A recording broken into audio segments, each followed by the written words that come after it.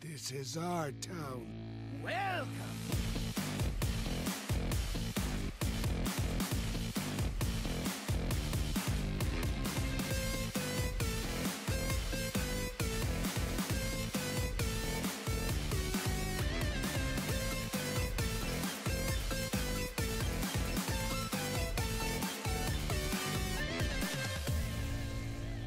Welcome to episode 194 of Value Town. I'm ChanmanV, and joined today by two guys I haven't seen in a little while, Firebat and DrJ. So I'm really happy to have them here to discuss the final day of our card reveals. So this is like when we get the fire hydrant in the face with all the cards. But welcome to the show, guys. How you guys doing? Doing pretty good. I thought Firebat was going to talk first, so I waited for Firebat, and then he didn't. So, no, I'm doing pretty good. I've been enjoying, reveal season. It's always fun to kind of like speculate over the new cards, see who's wrong, see who's right, and kind of laugh at each other like a couple weeks down the road. Yeah, I've been pretty good as well. Really bored of the current metagame, so really excited new cards are coming out. What? You're the only one. Yeah. In order to get myself motivated to play Hearthstone in the current meta, I roleplay as Rexar, and I have a bow and arrow, and I killing every time something good happens. We have a Q&A question like that specifically for you about your cosplaying recently. So we'll definitely get to that at the end. You got to keep things fresh, right? You know? Well, it's good to hear that you're not like streaming Artifact all of a sudden. You know, you're still staying at least in the Hearthstone theme of cosplaying and whatnot. But yeah, so today, guys, this is the day that if you guys didn't catch the stream earlier with the final card reveal with Kibler and Ixar. But we got like a ton of cards to talk about. We're trying to organize it as best we can so we can get it all in. So that's pretty much what we're going to be doing today. We got Q&A at the end, which some of you guys have sent questions for. But if you guys want to send yours in, go ahead and tweet that to at ValueTownGG, and we'll try to get to them at the end. But I've split them up into classes. I figure we should just get into it now since there's so many. Split them up into classes, and at the end with the neutrals, we'll probably have to just like, check out one of the websites, whether it's Facebook or Hearthstone or whoever that actually has all the cards that were announced or weren't shown in the stream, and we can talk about them. But did you guys catch the stream earlier? Just the reveal stream with the two guys? I got a little bit of it. I was watching it for the most part. I was grinding ladder, and I had it off on like my other monitor. Yeah. And I remember Kibler talking about how he was like trying hard not to burn cards this time, because they gave him one job last time and ended up burning the best card of the set. So I really enjoy the humor that goes into it. They have a lot of fun with it, a lot of jokes. So I really enjoyed it. I haven't seen it yet. I was planning on watching. He was streaming the whole time. I forgot that it was happening, and then I started streaming, and then it started happening, and I can't like watch it while I guess I could have watched it while I was streaming, but yeah, people were like messaging in my stream. They're like, "Why aren't you watching the card review?" And I was like, "Oh, I can't turn it off now. I've already been streaming for like." You know what? I missed the first 10 minutes of it too, because I was just like, wait. Oh, it's actually on right now. So I ended up missing the very beginning. I think the first half of the first game I didn't end up seeing, but caught up on the cards though. So this might be the first time, obviously Firebat, he's the first time seeing a bunch of these cards. Mm-hmm. So just take that into account, guys. We haven't been like studying these things and coming up with the most crazy just analysis of it. It's more going to be like our first impressions of the cards. But why don't we get started? Let's go ahead and go over here. Again, I kind of started with this kind of grouping of classes, since it seems to make sense to talk about the classes first. We reviewed a bunch of cards last week, so we're not going to talk about any old ones, but we'll reference them. But with Rogue, we've got these 4 cards that were announced this week. So we've got so I think what we should do, guys, is do like a keep, a dust, or a meme card. I guess those 3 classifications. We can just kind of like just classify these cards what we think, if they're bad or they're good, or the purpose of it is pure entertainment, so we can kind of classify that differently. Okay, Serrated Tooth, we got a 1-mana weapon, Death Rattle, give your minions rush. It's 1/3 and it's a common card. So Death Rattle, give your minions rush. Okay, how's rush and Rogue? I mean, it's not terrible. You'd have to kind of like put minions in your deck that you'd want to rush. because just in general, you know, I guess you have the Death Rattle minions, like the 2/4 comes to mind. The Death Rattles creates a 1/1 ooze, could be pretty good with this, but you have to. It's a lot of mana to give one of your minions a rush. There's cards in the game already that give your minions rush that see no play. Yeah, so that's right. Rocket boots and stuff like that. So I imagine this will not be very good because it occupies your weapon slots and takes like 3 mana if you want to make it like instant cast by like playing it then redaggering. So in my mind, this is a dust. Yeah, I'm there with you too. Dust. I see where it's decent because like Candle Shot's a decent card, but the issue is like with Candle Shot, like you're also the combo with it and you're Hunter, so it's like it's a big difference.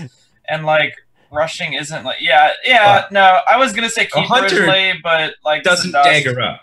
Hunter never daggers up. That is true. That's a good point. I've never seen it happen. So they really rely on the Candle Shot stuff, whereas Rogue daggers up all the time. I see it do them every game almost. The Rogue daggers up. So. You know, if they didn't already have access to this tool, maybe it's good. But Rogue does this already, and more efficiently. I'm sold. Yeah, me too. I don't see any Death Rattle, you know, specifically Rogue Death Rattle minions that, you know, would want me to do this, you know, enough too. Because there could be, right? There could have been some crazy Death Rattle minion that's really the Undertaker. Give that guy rush. There we go. Yeah. Okay. Yeah, that's true. That could definitely be possible. Okay, moving on. So we've got another rush card. It's a pirate. So pirate's obviously the theme for Rogue this expansion. 2 mana, 1/1. It's a rare card. Bloodsail Howler, rush, battlecry, gain +1/+1 for each pirate you control. And they kind of showed this during the stream where, of course, they had a bunch of pirates on the deck. I think Chalky had a bunch of pirates, and this thing was like a 5/5, and then he has to do a 4/4 first, and then a 5/5 right after that. All right, so what do you guys think about this at 2 mana? Seems like one you wouldn't play on turn 2. I'm gonna go with Dust. I think it's okay. I mean, I think it's a fine pirate. Most of the time, if you're ahead in the board in a pirate deck, though, you're probably just going to kill him. You're looking to play burn cards instead of developing the board more. But it just synergizes really well with the other 2 mana pirate. The 2 mana 2/2. Every time you attack with your weapon, gain a 1/1 pirate. Oh, right. So you can populate. This is where we need the Serrated Tooth because we can go 1-drop into 2-drop pirate. There we go. Now we're building it, Firebat. Or you just even Rogue, but yeah. I think this is. I'm not sure that the Pirate Rogue has enough pirates yet. They might be 1 pirate short still and making something really happen, but it's probably gonna be a tier 2 deck, tier 3 deck, even Pirate Rogue or just Pirate Rogue of any kind of nature. I think this is above average for other pirates. It feels like you're going to need even and odd cards to have enough pirates. Yeah. So, otherwise you just can't. So. Right, exactly.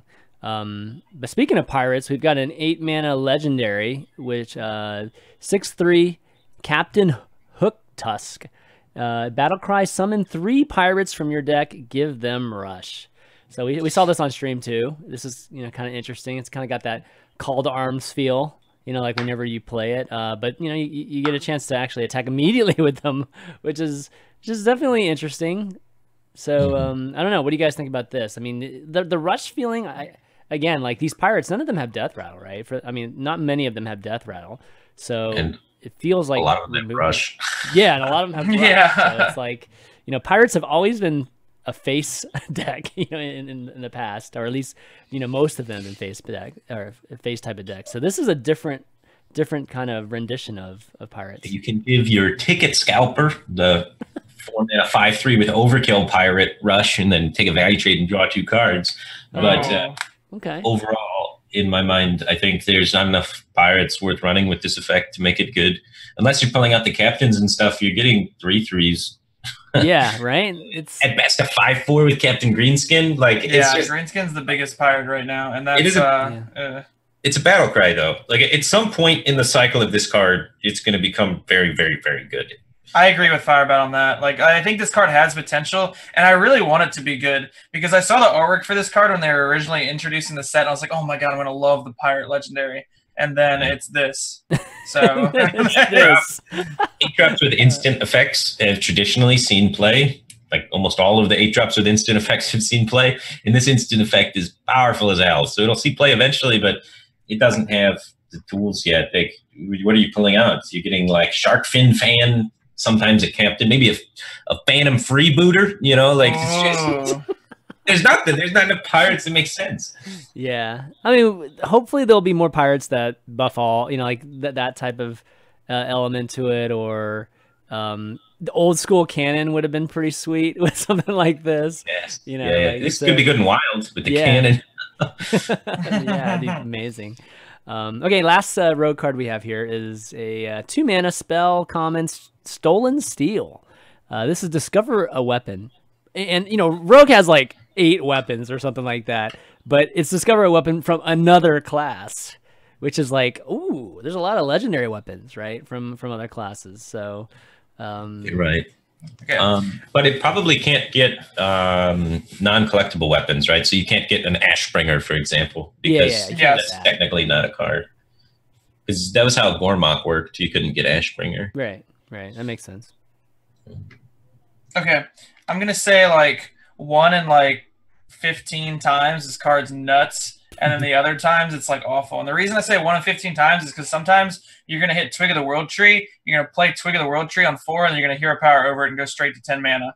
So that's going to happen, and I know that's going to happen. But other than that, I think this card's bad. Yeah, it's got the Discover attached to it, though, so that makes me kind of reconsider things. Because Cursed Blade, or not Cursed Blade, what was it? The Warrior 1-mana weapon that switched to different things in your hand? Yeah, morphed. Yeah, that one, yeah. That card wasn't terrible.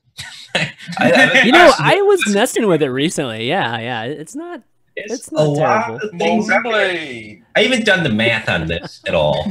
I'm looking at all the weapons on my other screen right now, but I haven't like crunched the numbers. There's potential here. Someone's going to have to crunch the numbers and figure it out. But it's definitely one I want to look at later on. I want to get in deep, run the numbers and see what the odds are for things, and then maybe, you know, give it a few shots. I think it's potentially playable, but I'm more optimistic than I am saying that it's going to be crazy. Yeah. Well, no question it's going to be meme. Like there's going to be lots of entertainment from it. Yeah. So I guess the question is whether it's actually going to be viable, which is kind of cool. I mean, you know, it'd be kind of neat to see. Definitely in terms of casting it, Jace, it would be pretty amazing. Getting a casting it. Oh god, I can't wait to see the Twig of the World Tree dagger override. Yeah, it's gonna happen once. Okay, well, let's rate these things. All right, so Serrated, I'm going Dust. I'm going to kind of try to keep track, see how many we have Dust, Keep, and Meme in the end of this thing. So I know Firebat was Dust for Serrated, but Jace, you were not. I'm right? good. I'm Dust. Are you going Dust too? It's gone. Right. Get that 50 Dust. Okay. 5 Dust. Okay, Bloodsail Howler. I'm Keep. Dust. Man, I'm going to say Dust, too. Yeah, this card needs to be like a 3/3 to be good, and like that means you have to have 2 pirates on the board by turn 2. I'm going to say Dust. I mean, there's not many turn 2s that are really... There's not very many 2-mana spells that are meant for, you know, turn 4 or turn 5 that we use. You know, like, that's... Like, what other cards like this that we've ever used? Like, that's, you know, meant to be played later, that's a 2-mana. You know? I don't think it's meant to be played later. I think a 2/2 is fine. It's just okay. Tribal Synergy card with Rush seems all right. Okay. Tribal Synergy card, 2-drop with Upside. That's just how I look at it. Yeah. Like Bluegill Warrior is an amazing card, and that card's trash in a vacuum, you know? Okay. Captain Hooktusk. Dust. There's Dust for now. It's Dust. Yeah, I agree with that. potential later on. Yeah. I'm going to say Keep, actually. I mean, mainly because of what you said. There's no way they're going to have this guy be... they commit so much to this archetype and this be just so bad. I don't think they're... I think this card's going to be good eventually. It might have to be next expansion. We've seen them commit a whole lot more to other archetypes. I know we have, but I'm believing they learned their lessons. Please. Discard Shaman. Discard Warlock is finally getting playable. Yeah. I guess you could say bots last to some degree. All right, Stolen Steel. What do you guys think? There's a meme category? Yeah, okay. There's a meme It's category. more of a meme card. Meme. Yeah, me too. All right, meme. All right, so all 3 memes there. Okay, not a bad start. Not a bad. We've only got two between all of us. We've only got 2 keeps so far, so maybe that's not a great start. All right, we're going into Druid here. Okay, we got some interesting ones here. Okay, we're gonna start off with a spell they announced today during the stream. Pounce, 0 mana. Man, I thought we like we're not gonna make spells 0 mana anymore, but they seem to keep popping up. It says 0 mana, common, give the hero +2 attack this turn. And you know, we were kind of talking about this before the stream, and Firebat, you were saying it was basically backstab. Yeah, I think it's very comparable to backstab, except the conditional is you have to take the face damage of the minion's attack rather than the conditional being that the minion has to be undamaged. I think the card is really, really good. Super good for Mechathune druids, super good for Violet Teacher token type druids, and just super good in general for just high tempo on board kind of druids. So I think it's going to see a lot of play and be able to help those kind of archetypes. I think it's better than Innervate as far as tempo is concerned, and it's just a really powerful card. Yeah. What do you think, Jace? I think it's good, but the only deck I potentially seeing play in is the Mechathune Druid, and I think it's going to be insane in that deck because you have like Gadgetzan Auctioneer and you have Wild Pyros, and you just like keep cycling, and it just gives you another way to just go off with Auctioneer, which like they shouldn't have access to, but now they're going to. Other than that, I think that's like just about the only deck I think it's going to see playing, because I do agree that it is a strong card. But I'm thinking, like, on terms of, you know, what Druid can already do. And what Druid can already do, I don't think they want to be doing this. But I could be wrong. Is there any potential of savagery stuff coming from this? You know, like, they always try to make savagery a thing, right? Is there any chance this helps with that? I don't think so. They have, like, right. savagery on a stick card and stuff like that. Yeah. All of that seems pretty garbage. I just think standalone without any of the other hero attack synergy, the card's just good. Okay. And we need like 1 or 2 more of those to justify playing savagery and things like that, because those cards are so bad. Okay. All right, next card we got here. We got the Spirit for the Druid, which is a 1 mana 0/3. Like, it's a rare card, Spirit of the Raptor. Stealth for 1 turn after your hero attacks and kills a minion, which, you know, Pounce can be pretty good for that. Draw a card. So, you know, not too crazy of an effect, but, you know, pretty nice. You know, the ability to be able to draw cards early in a game. So, Jace, what do you think? I'm going to go dust on this one. I think the card is really cute. I think I like the flavor of the attack Druid, but I just don't, I mean, Druid just like is insane right now. And this just like, I'm really glad at what they gave Druid this set, because it makes Druid try and go in a much different direction than it has in the past. I don't think it's going to overwrite like the Druid decks that are good currently, but maybe in time it will. But as for now, I think this card's just not, I don't think it makes the cut. Yeah, I don't think it makes the cut either. With the Druid Loa, there's the dank draw combo, where it's a 4/9, right, that allows it to, whenever you attack and kill a minion, you get to attack again. So you could like clear their whole board, draw 7 cards, but I think that's a meme that's almost never going to happen. And why do you need a card draw engine when you have UI in your class? I know. So this is the one class that did not need card draw, right? Well, yeah, like Warlock and Druid don't need any card draw. Yeah. Yeah. So I think this is super dust. Yeah, it's like, maybe Nurse is going away. Maybe UI is getting a nerf. I don't know. You know, maybe something in the future. Because, yeah, this card and a lot of the other cards almost seem like there's going to be a revamp of Druid. But all the cards that are good right now are not going anywhere. So it'll be interesting to see what happens. Hopefully that we'll see some like nerfs in the future here. Okay, War Druid Loti. Or Loti. No, it's Loti. 3 mana, 1/2. This is the legendary for the Druid. Choose one, transform into one of Loti's 4 dinosaur forms, which let me show you real quick. This is pretty crazy, like how many things like you get to choose from in this. Yeah. And then in Wild, if you play it with Fandral, you get a super minion. You get all. I like that. I like the joke. Amazing. The joke between it was like thanks Blizzard, and it just showed the 3 mana 4/6 for Druid without any context. Like, so people just thought it was the card. Yeah. No, but yeah, Fandral will be amazing. But even just the ability to choose between these 4 different things is pretty cool, because they're all different bodies too. It's almost Right. like Animal Companion, but you get to choose what you want, you know, in a way. So Right. You have to pay for that flexibility thoh. yeah, Like you do. Yeah. a lot of them are like a little bit better than 2 mana. So you're paying it's a low tempo card, but it seems like if in this meta, if the meta kind of stays a little bit similar with the stat lines, it seems like it could line up pretty well because the 4/2 rush is a really good removal against things like Hench Clan Thug and Vicious Fledgling. And then in other matchups, maybe you need spell damage for your swipe or whatever. So it seems like the flexibility might just be good enough and it might just make the cut. Kind of like how we thought branching paths maybe wasn't going to be good, but the flexibility was just so useful for the unique, polarized, different kind of matchups. Sometimes you want the 12 armor and sometimes you just need burst. This could be kind of fitting in that same category. The flexibility seems like it might be worth it. Yeah, I think this card's flexibility is insane. Like you've got literally across the board, you've got things for every matchup, which just makes this card so good. Like for instance, you've got like the poisonous stealth, so you don't have to use naturalizes on giants. You can just kind of put this out there and poisonous stealth it on the turn. They might giant for like even lock or cube lock or something. You've got taunt against like odd paladin to just try and survive longer. You've got like you said, answer to Vicious Fledgling and Hench Clan Thug, and the last one just like if you need to make swipes better. So yeah, I think this card's really good. But good cards don't always see play.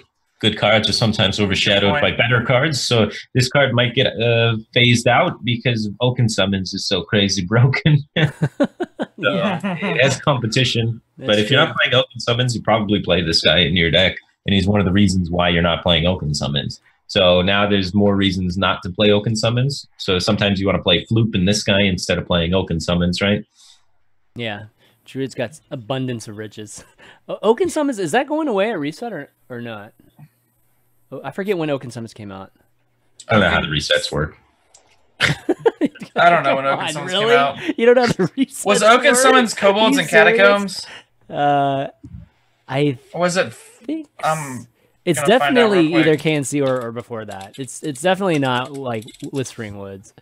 So yeah. So anyways, like if it goes, hopefully it goes away. Because if it goes away, then we. Oaken Summons is Kobolds and Catacombs. Oh, okay. It's kind of cool though. Right now, there's a huge competition between whether or not running Oaken Summons is correct or not. And there you see archetypes of every Druid deck where there's like you see Mally Druid deck without Oaken Summons, you see Mally Druid with Oaken Summons, you see Tog with and without. Yeah. So it's kind of cool because right now the only competition for Oaken Summons was Floop, and so a lot of decks were doing the Oaken Summons. With this guy out there, I think it's leaning towards that non-Oaken Summons is correct because now you have Floop and this guy. Yeah. That makes sense. I also think another reason to run away from the Oaken Summons package is the next card we're going to talk about. Yep, which is good segue there, Jace. 4 mana spell, Predatory Instincts, rare, draw a beast from your deck, double its health. All right, so we've definitely seen cards where the minion itself comes out and it's doubled the health, but this is more of a spell form here. So yeah, what do you guys think? Beast Druid. I mean, Beast Druid is looking like a thing, but or at least last week we were talking, Ike was just like going crazy over Beast Druid. Really? Yeah. What do you guys think? A meme. Meme. Okay. I think Beast Druid's a meme, but I think this card's good. Like.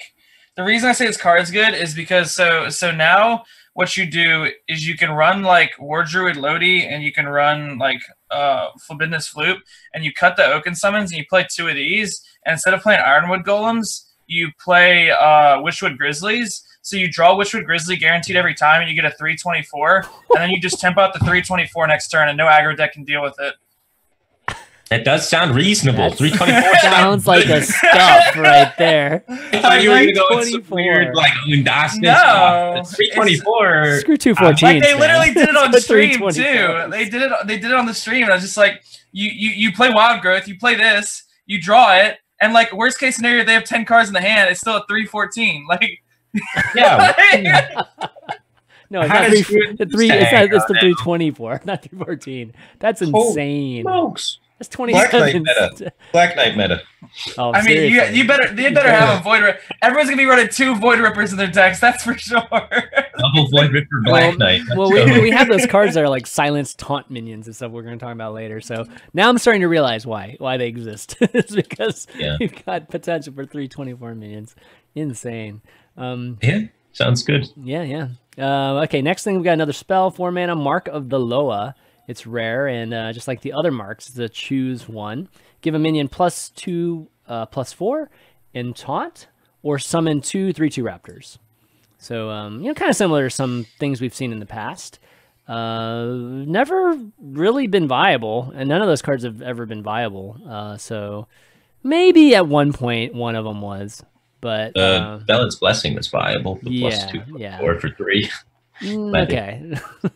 But There's also priest though. yeah, I mean, this is the same deal, right? Like, there's no place to play this right now. Right? This is just bad. Yeah, it's just yeah. you're not getting a lot for your mana value, and then on top of that, the flexibility is not actually that useful. So I think The it's card's too fair. Yeah, that's a The good way card's to just sum it. way too fair. This You is just you get 2 3/2s for 2 mana each. It's just like that's too fair.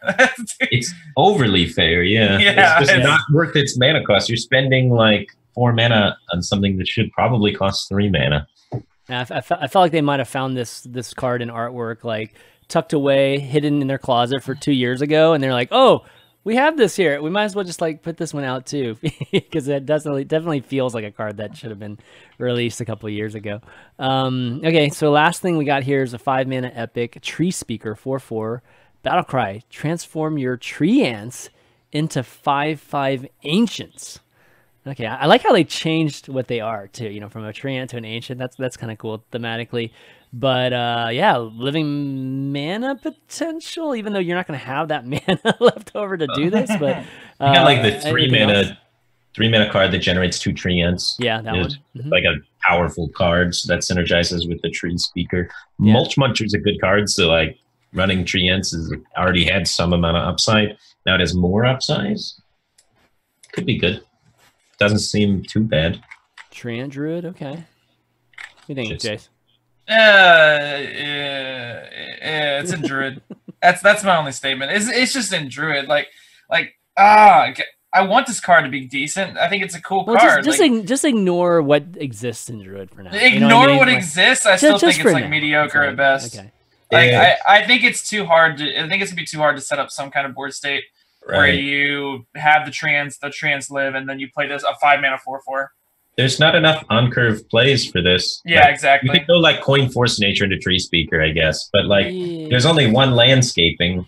We need more. We need like, you would need like a 4 mana option to generate trees and another 3 mana option to Right. generate tree ants. But right now it's Soul of like Forest. Soul of the Forest and Witchwood Apple and Tending Torrent are all too slow. Force of Nature is much too slow, and Living Mana, you don't have the mana to then play it afterwards. So I don't think there's enough valid options. But there's a lot of payoffs for having tree ants. The payoffs are the Mulch Muncher, the Dendrologist, and then the Treespeaker now. So the payoffs are there. It's just there's no means to get to the payoffs yet. So we need better tree ants. Yeah. I'm wondering even just with a living mana play, and I don't know, you have iterate for whatever reason. Maybe you trade one of them, and well, yeah, the very next play it'd be super hard to still get it right, even if you'd have to have 2 innervates or something like that, right, to be able to pull it off. Okay, yeah, sounds right. All right, let's judge these cards now. So Pounce, what do you guys give it? Keep. Keep. Yeah, I get a keep. Keep just for Mechathune. Okay, sounds good. Spirit of the Raptor. Dust. Yeah, we're all dust on that one. Predatory Instincts, that's a keeper for me. Yeah, keep. Keep. That's going to be some fun card. Mark of the Loa, dust. Dust, yeah. Yeah. And then Treespeaker, Dust. dust. So yeah. And then War Druid Loti I'd say is a keep. Yep, keep. That card's yeah, good. yeah. Oh, yeah, skip that. Yep. Wardrobe Lodi is a keep. Okay, cool. Yeah, definitely no memes in this one. Druids no. Druids I can't aren't wait to allowed go have memes. Predatory Instincts into a 12/24 Tyrantus. I don't know why, but that seems really cool. Yeah. You think? I mean, the Grizzly seems cooler, but like the Grizzly, It's much cheaper. Half price for the it's 24. on curve. Oh. It's on curve. It's on curve. It's pretty sick. But so you guys buy the pre-expansion stuff, like the bundle and everything? Yeah. All right, Cool. Yeah, for those of you that haven't bought it, go ahead and you better purchase that. It's your last week. And if for whatever reason, you know, like you haven't had enough funds or money to buy those, you know, those Rastakhan Rumble bundles because of maybe your cell phone bill, you know, I just want to let you guys know we are sponsored by Mint Mobile this week. And Mint Mobile, for those of you that don't know, it's completely online. It's like one of these mobile services that you can switch to it from your current phone number, your current carrier really easily. They actually send you your SIM card with like full instructions on how to switch over. And right now they're running a 3-month service for only $20, like for just up to 5 gigabytes of 4G LTE data and unlimited talk and text. And this is all run the most advanced and fastest LTE network in the the nation. So the service is definitely super good. I mean, it's going to be pretty much the same as what you're using right now. So if you want to go and participate in that, go to mintmobile.com/valuetown. And you can get this $20. It's only for the holidays, so like once the Christmas is past, you're not gonna get a chance to do it. But I've tried it out on my new phone, and I got the package, kind of experienced it just before I get a chance to tell you guys about it. And it's super easy. Like literally, the instructions are super clear. I had the hardest time switching carriers like the last time I did it, switching from T-Mobile to like AT&T, I believe it was. Like even just unlocking my phone and stuff, like I didn't know what I was supposed to do, like, and having to figure it out with the carriers, it was actually a real pain. So Mint Mobile makes it like really simple. So give that a try. Obviously they sponsor the show, which is super awesome, and save some money so you can buy some Rastakhan Rumble packs. Okay, so let's see. Let's move on to what do we got here? Hunter. Yeah, Hunter. Here we go. Ooh, Hunter quite a bit. Lots of cards. Yeah, I don't think you've seen most of these actually, Firebat. So starting with the first one, 1 mana. It's a spell, the Beast Within, epic. Give a friendly beast +1/+1, then it attacks a random enemy minion. Yeah, this was the one we revealed on Omnistone. This one's pretty cool. Yep. So if your minion's already attacked, you can then play this on it and it can attack again. Or you can do it before you attack and then attack afterwards. So now there is no reason to ever trade in Hunter because you can always smort and then play this on your minion to take the trade for you. yeah, that's true. That's a good call, Firebat. That's a good call. Yeah. So it has to attack a minion, right? Yeah, okay. That'd be kind of been pretty You just go face twice. Yeah, you just go upper, yeah, let's go again, guys. Do it again. Do it again. That'd be sick stupid. Let's run it back real quick. Yeah. No, I like this card too. It's like super cool. All right, next one is a 3-mana 2/4 Bloodscalp Strategist. Rare battle cry. If you have a weapon equipped, discover a spell. Okay, pretty good with Candle Shot, obviously. Yeah, now that we know Headhunter's Hatchet is a card, this card got a little bit better. Because it actually curves out with it. I still don't know how good it is. Like, I don't think Hunter's 3-drops are always so competitive, and then 3-mana 2/4 and you have to have a weapon. I don't think it's that strong. I mean, I don't even think it's Headhunter's Hatchet. I mean, I think we're still probably going to play Candle Shot. It's still a really good card. I think generally speaking, so you're not going to go through your Candle Shot by the time you get this guy anyways, so. That's true. It's pretty good. I mean, with that argument for playing it on curve, why don't you just play Hench Clan Thug? That's a strong point. Yeah. I don't know. Hench Clan Thug's good. Discover Spell. Well, I guess how powerful is Discover Spell for Hunter? It's pretty good. Play Deads, the Beast Within. They have just random utility spells. Hunter's Mark, Unleash the Hounds. Just lots of utility spells that are quite good. So you hit this like off curve a lot of the time, which is why it could be better than Hench Clan Thug, right? Because Candle Shots tend to stick around and you hold on to it for a really long time throughout the course of the game. Then you pick up utility spells. Its direct competition is what? The 3-mana 2/2 tracker guy, Stitch Tracker. Yep. So you'd probably play this over Stitch Tracker, but I'd probably opt to play neither of them. I agree. It's kind of close, though. Yeah. So it's an all right card. It's an option. It's definitely a tech option, I would say, if you want to be better against control with your Hunter deck. But usually, this day and age, people are trying to make Hunter better against aggro because it usually handles its own really well. Well, when Rexar's gone, we'll see. But yeah, I guess. We'll see how they handle control after that. Okay, next card we got here is 3-mana Master's Call. It's a rare spell. Discover a minion in your deck. If all 3 are beasts, draw them all. So it's like a freaking lottery, you know. if for whatever reason you're running a beast deck. Jace, how do you like this beast lottery card here? So I have a clarification question. Okay, so it says discover a minion in your deck. If all 3 are beasts, draw them all.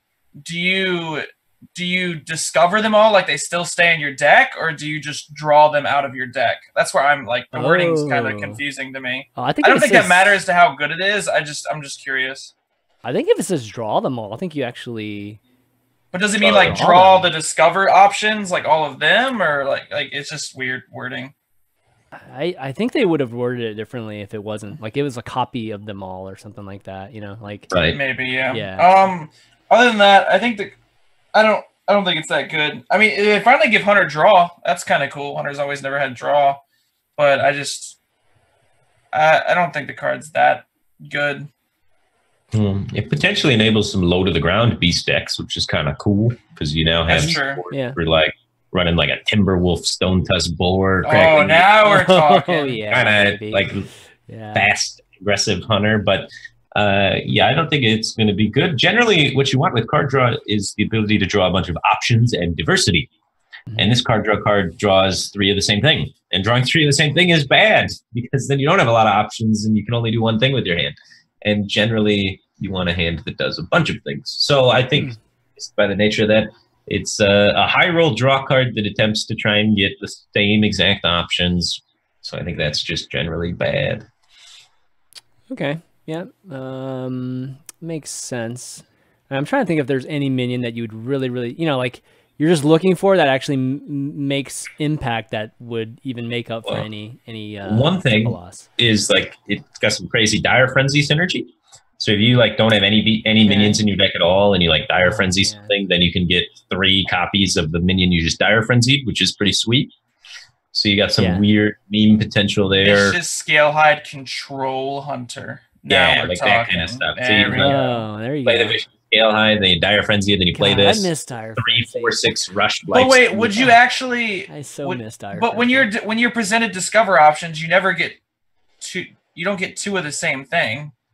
So how would that work? Oh, that's a good point. Actually, I was told that it works. You would get all 3. Okay. With Dire Frenzy. I was talking with okay. We were on the Omnistone with Peter Whalen, and we were talking to him about it, and he said you get all 3. Okay, that'd be the first time we've ever seen that, right? Like just any discover anything where we see the same options 3 times. That'd be cool.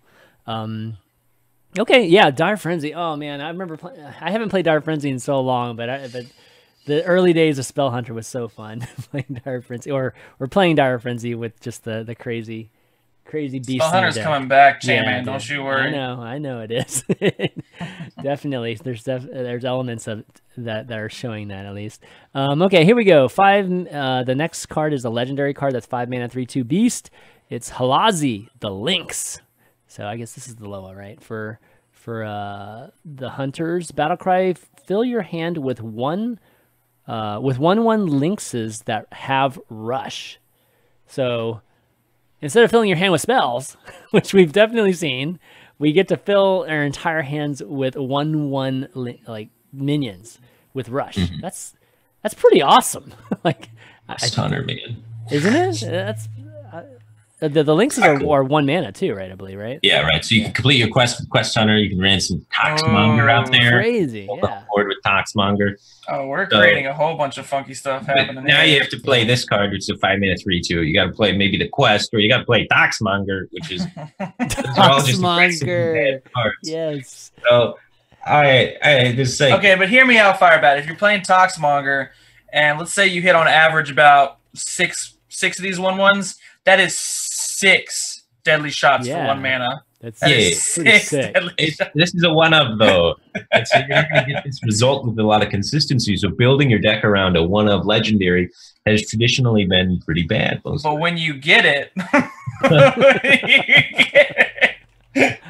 there's like rare cases when that's not bad. Like, but usually I don't think this effect is powerful enough to justify building a deck around one specific card. And I don't think this card's good enough on its own to be able to just be played for the sake of being played.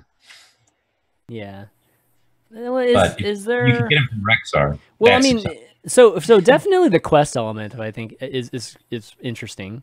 So, is there a world where like Queen Carnassa and just the whole 15 cards being shuffled in your deck is some kind of winning condition for you? All right, I'm seeing a deck forming here. We get the links going. We get the Spirit of the Links going. We, play the Spirit of the Links. Then we start playing the Raptors from the deck. Start making them 4-3s. How do you win, Jace? You can tutor it out, man. You go Master's Call to get your links. Oh, what if you only play 3 Beasts and Spell Hunter, but you play 2 Master's Calls? That way you can always guarantee the draw. You always get the links, and then you run Toxmonger to set it up, and then you run the I have another question about how this card works. I don't think Toxmonger is Beast. No, but I have another question on how this works. If I'm playing only 3 Beasts in my Spell Hunter deck, right?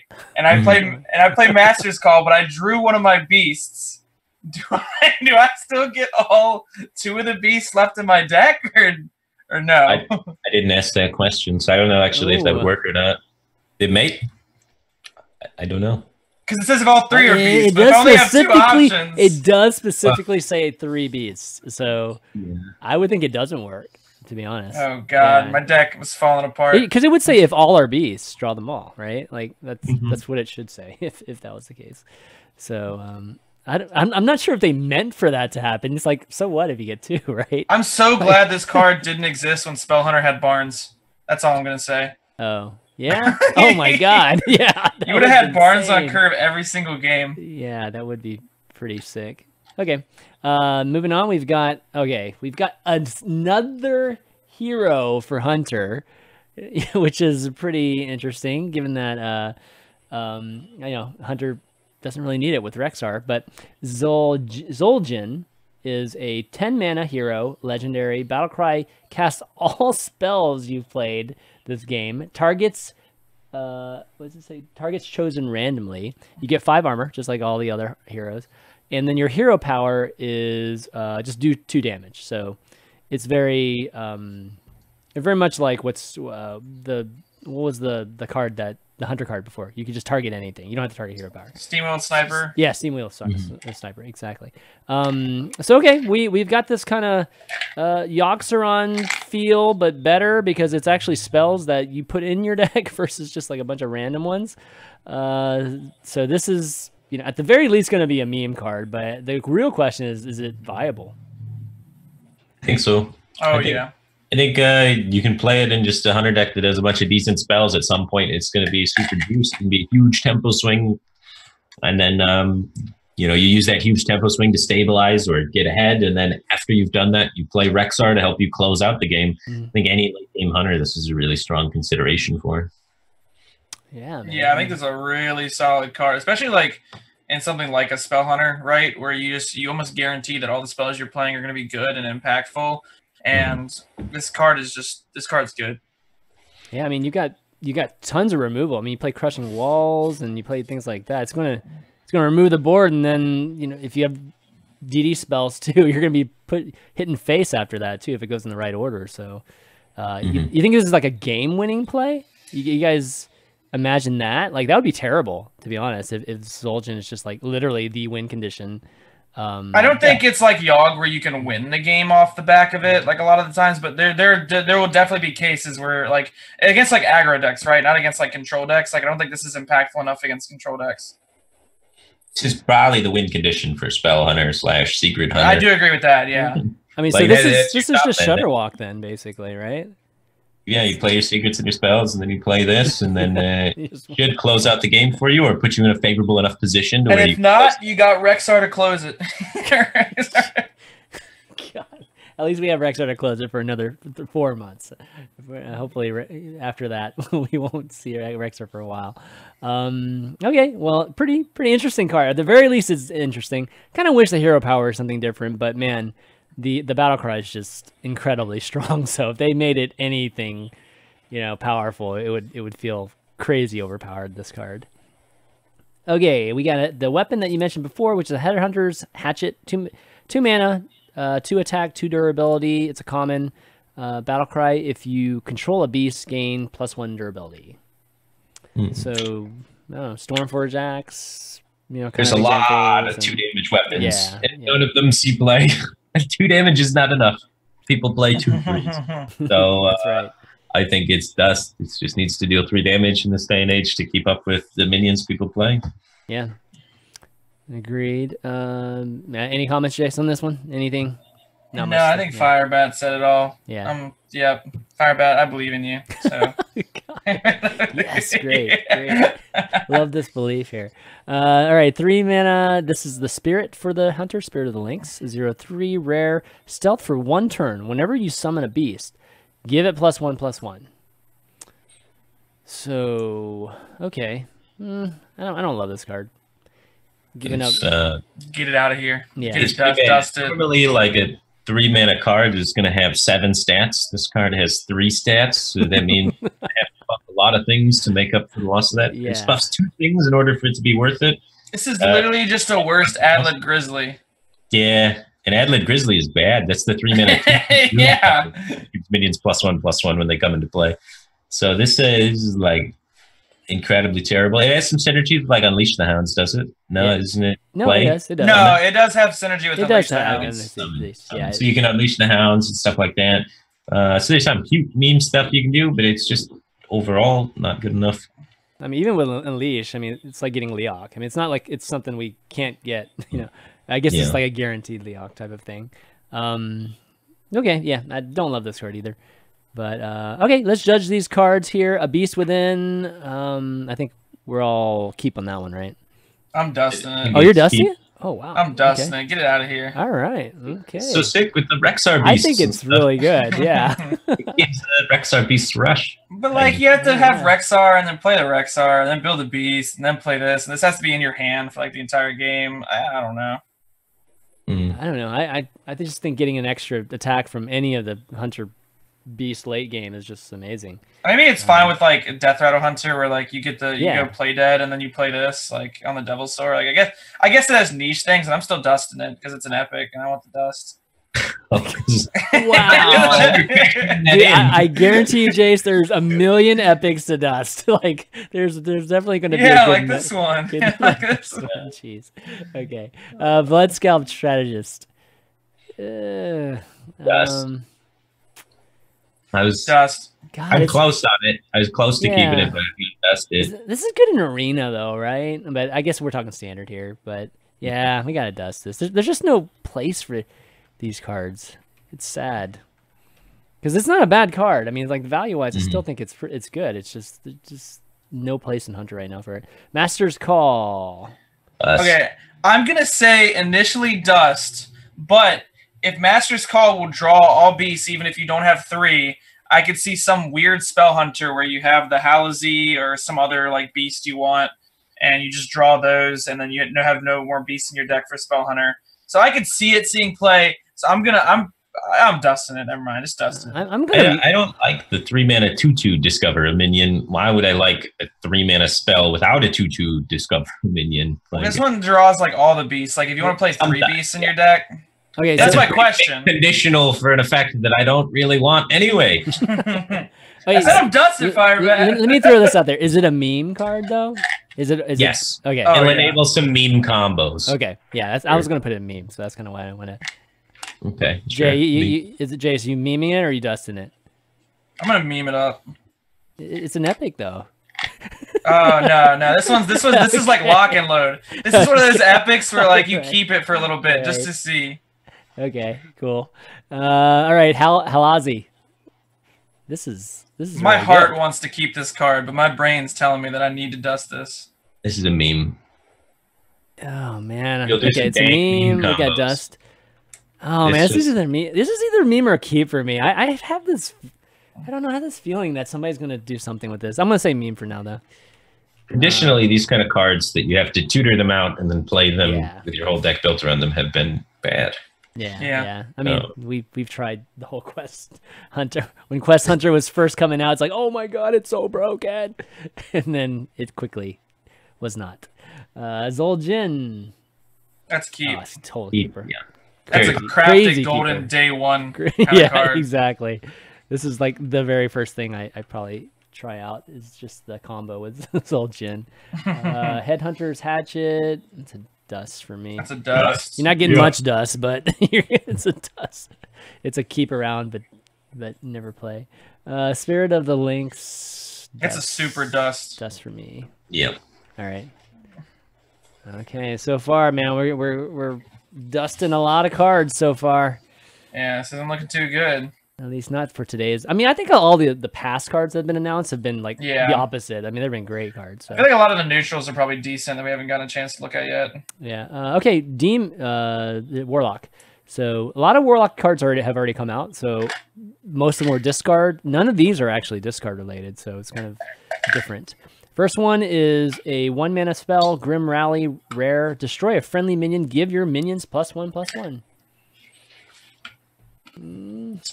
Pretty good for like egg zoo kind of stuff. Maybe just an extra cube activator. Yeah, cube activator. That's a good point. That's a good point.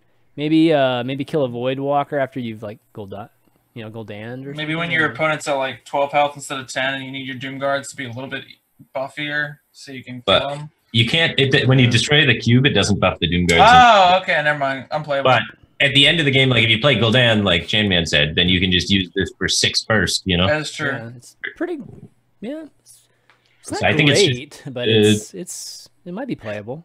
It doesn't have a lot of competition since Dark Pact got nerfed. Dark Pact only heals for 4 now, so it's like Dark Pact. There's not too much reason to play that. Maybe you should throw Grim Rally in instead Dark Pact and give it a shot.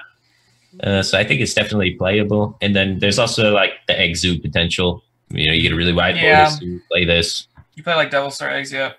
Yeah. I wonder what percentage of time it'll give you just enough damage, but I can definitely see it worthwhile though.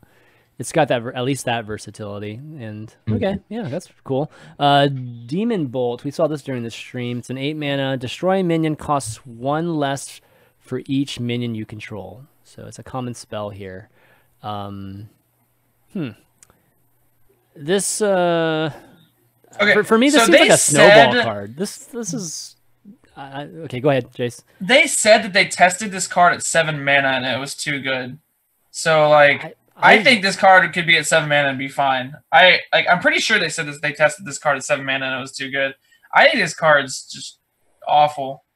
Well, maybe you play it in controlling Warlock. It's better than Siphon Soul. I don't think it is. You always have 1 minion in play. So you can play a minion that turn and then Demonbolt something. The ability to play something the turn that you want to cast this to make it cheaper, kind of like the Sea Giant effect, is. I guess that's fair, but pretty good. I think the best application for this is Gul'dan, and then like it's cheap later on. I mean, wouldn't you just play this in a zoo-ish deck? You know, I mean, it's kind of high. No, just. I don't think it's in zoo. You would have to replace like Spellbreaker, right? And that's true. Zoo, everything needs to be a minion because you can get those hands where you don't have minions and you sit there and cry. Your deck has to play minions every single turn of the game, and that's a pretty strong conditional for zoo. But in controlling Warlock, you play this at some point. Maybe they play a Lich King. The numbers add up right for you to be able to remove the Lich King the turn it comes down, which is the purpose of Siphon Soul. And then in late game, it's insane because you play Gul'dan and then kill their guys so that they're not threatening lethal against your Gul'dan. Yeah. And so you safely transition into Gul'dan and then start gaining life. So I think this card is just really good for like cube lock, even Warlock kind of stuff, where you kind of want to run removal, but you also want it to not be garbage in the late game. I mean, I don't know why this card. I don't know why they made this card.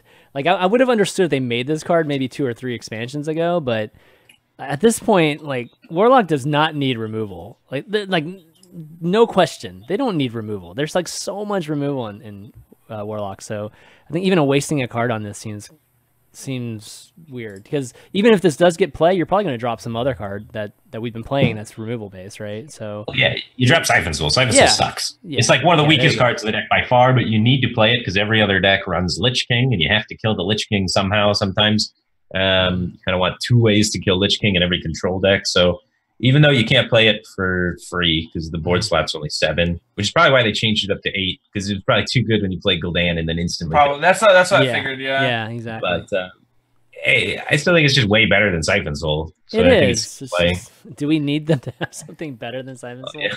I mean, that's like one of the biggest weaknesses in Warlock right now is they have great AoE but no good single target, and this isn't great single target. In any other class, it wouldn't see play, but in Warlock in particular, it's like, well, they beat Siphon Soul, so we're in. Right. Okay, last one here is a 7 mana 5/8 minion, Blood Troll Sapper. It's a common.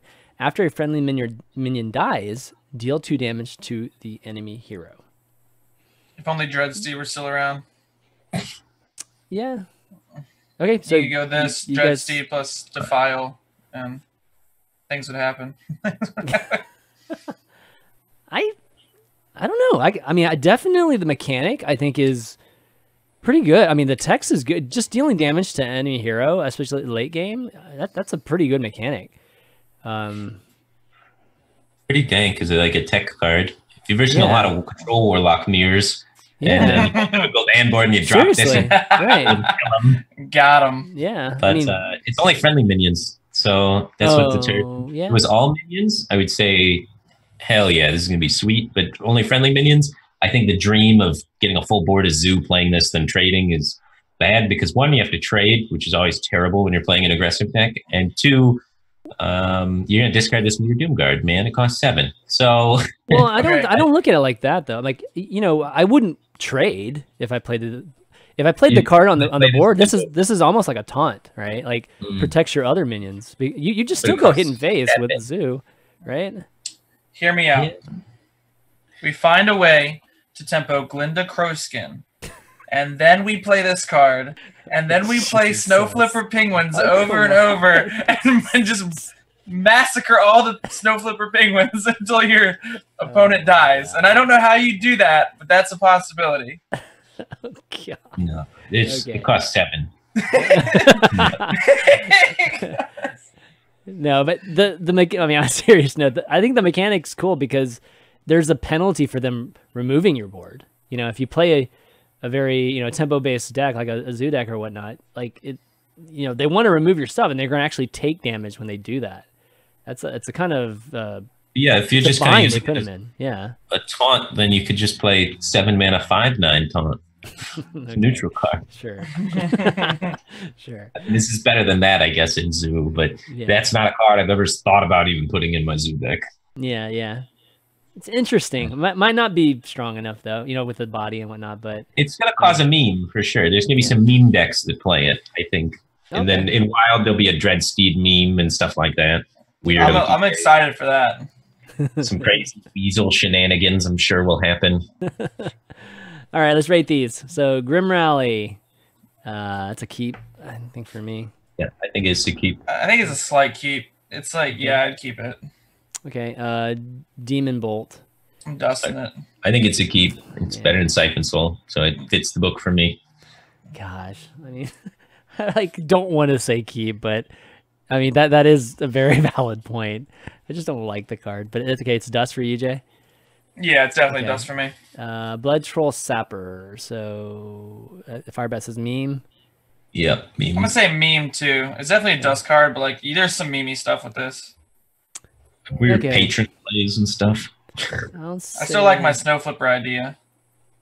I don't know how you would like I'm keep gonna killing off the say Snow keep. I'm Flippers. just gonna say keep on Blood Troll Sapper. Okay. I think there's something there.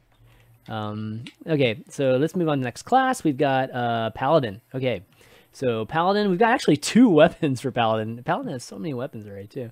So first one is Bloodclaw. Yeah, Gonk, what are you doing there, buddy? What? You're not a Paladin card. Wait, what? Gonk the Raptor is a druid. Oh, is it? Oh, it's a druid. Yeah, oh it's my brown. God, dude! I'm like, sorry guys, I got caught. What are you doing I got there, caught up in all the Gonk? brown stuff. All right, we gotta talk about Gonk. All right, let's talk about Gonk since it's a druid.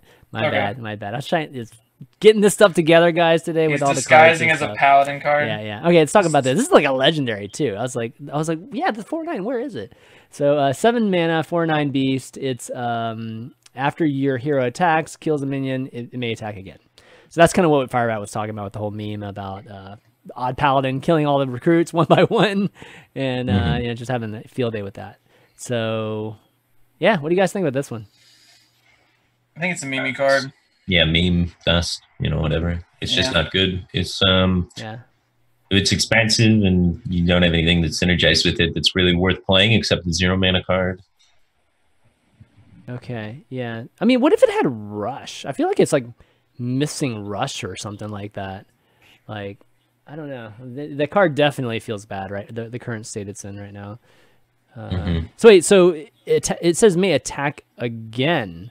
So if you play this and your hero kills something, it doesn't get to attack, does it? Or like, does it have Rush at that point? Or you talking about Gonk the Raptor? Your hero attacks again, yeah. The hero attacks again. Oh, I got you. So you play Gonk. Okay, yeah. I was thinking the minion attacked again. Okay, yeah, the hero. Turn 8, you play Bite, Double Claw, Hero Power, double 0 mana. That's like lame. Okay. Kill a minion, kill another minion, and then hit him in the face. Okay, that's super lame. All right, that's it's probably not going to see play, but yeah, you know, it could fully clear a board. I don't know, if we're playing the 4 mana card in the Witchwood Grizzly package, maybe you slot this in there. No, because then you can draw it, and then you don't have the 3 mana 24. But you got a 5 mana 18. You play that, or the 7 mana 4 18. You play that, it sticks. You play Bite, you clear the board. I think you have to play Bite. Yeah, exactly. You just play Pounce. Okay, well, going back to Paladin now, like kind of reframing back to Paladin. We got 2 weapons here. First one being 1 mana, 2/2, Blood Claw, common, Battlecry, deal 5 damage to your hero. So, you know, definitely a good weapon at 1 mana. 5 damage to your hero probably doesn't matter in the beginning, especially in a heal Paladin, which is becoming a... Well, that's why it's like so good, is because it allows you to like heal really quickly in the game. It's like another Crystal Weaver-esque effect.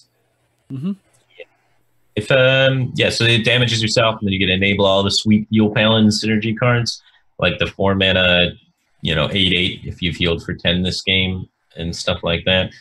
I think this is a good tool and a good part of that entire package. Seems to fit.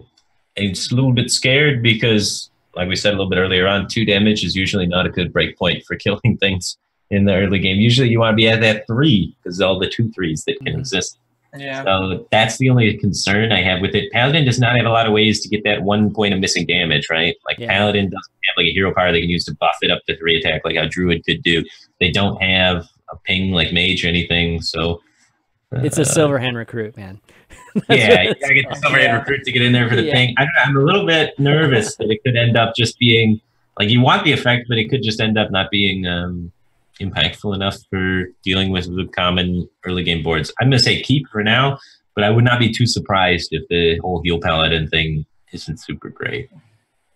Yeah, I'm gonna say keep.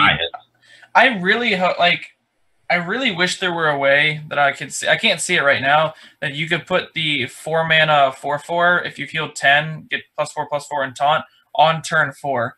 And the closest I think you can get is playing this, and then Flash of Light yourself the following turn, and then either Benevolent Djinn or Flash of Light again. I'm not sure if you... Oh, wait, I guess you could go Holy Light. So you go Blood Claw, swing into something, Flash of Light, swing into something, Holy Light. But I don't even know if you'll heal 10 by then.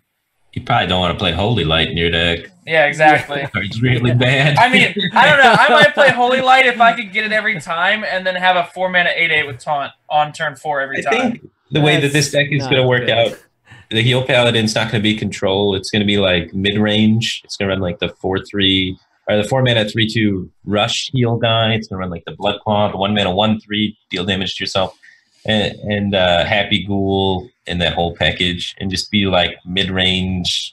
Happy I mean, it's going to run like Light Wardens and crap like that too, right? Like, yeah, I think you play like Light Wardens. You play like the horsey, the spirit horse thing, like the 0/3.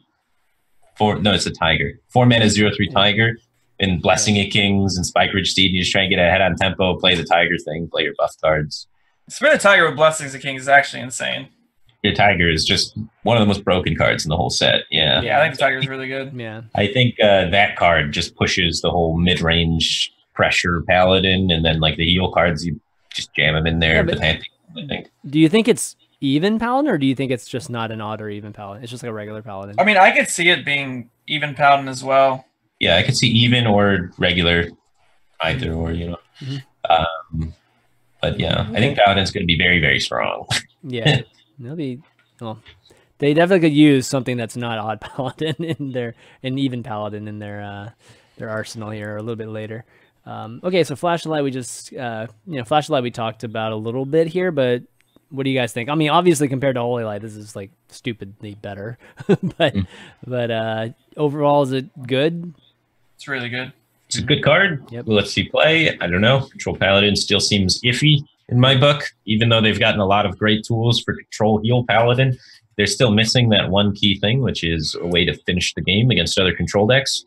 Every other control deck is a lot better at closing the game than Paladin is. So I think a lot of the times Paladin's going to suffer just due to the fact that it has no really solid closer, which then might make Flashlight not see any play. But I do think Flashlight's a good card. I'm kind of leaning towards that. I'm leaning towards that. These end games are still not clear. I still don't see a new end game for Paladin. I see a great mid game for Paladin. Oh yeah, but we're still talking. The only real, legitimate, unique end game for Paladin has just been the combo, right? Building some giant minion is so easy to kill these days. It's not like a big deal. So, I think Paladin's still in a weird situation. But we've got this last card here, Farraki Battleaxe, 5 mana, 3/3, overkill. Give a minion in your hand, +2/+2. I think that this is in contention for the worst card in the set. Really? I'm with Firebat right there. I think this card is awful. You think it's one of the worst cards? Wow. You spend 5 mana for a bad weapon, and then you have to also overkill one of your weapons. That's and true. Allows you to hand buff. So it's the worst way to hand buff available in the game, and it's a bad weapon, so it's bad immediately on the board. Brass Knuckles is better.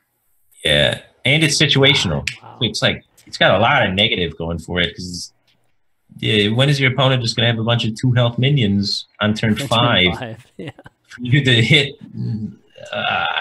Yeah, I know. I have a question about Flash of Light, though. Okay.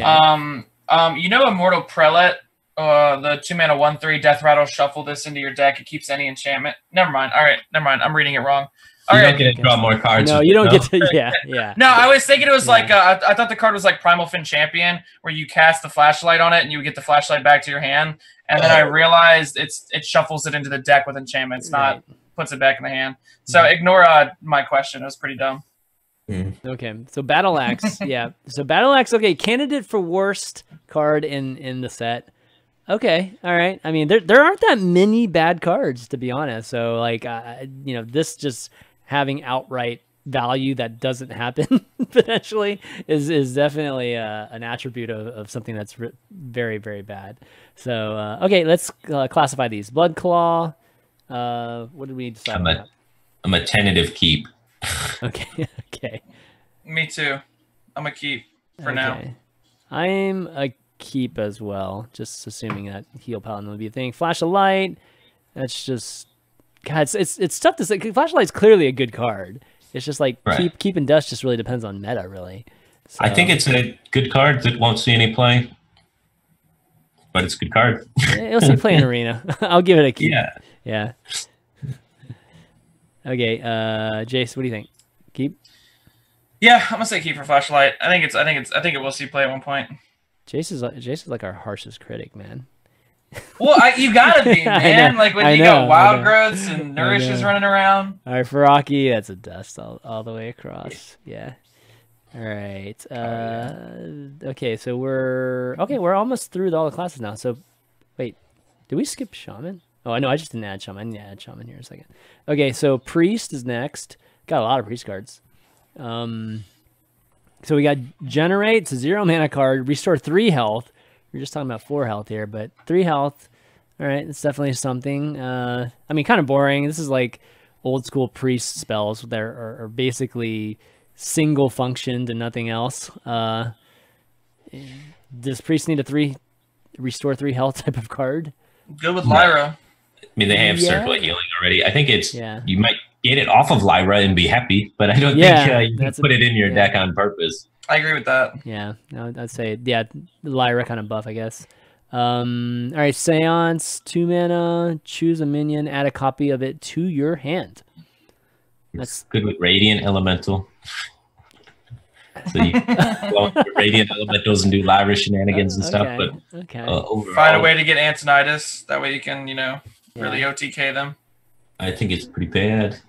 Yeah, choose another way to put down another Lich King or another Valen or another. Yeah. It's so. Oh man, that's the one bad thing I hate about these priest spells. It's just they're so one dimensional. Like you can't really do that much outside of like when Lyra's gonna leave in the reset. So when Lyra's gone, it's gonna be like, oh man, these priest spells all are pointless. Like they're gonna exist for no reason.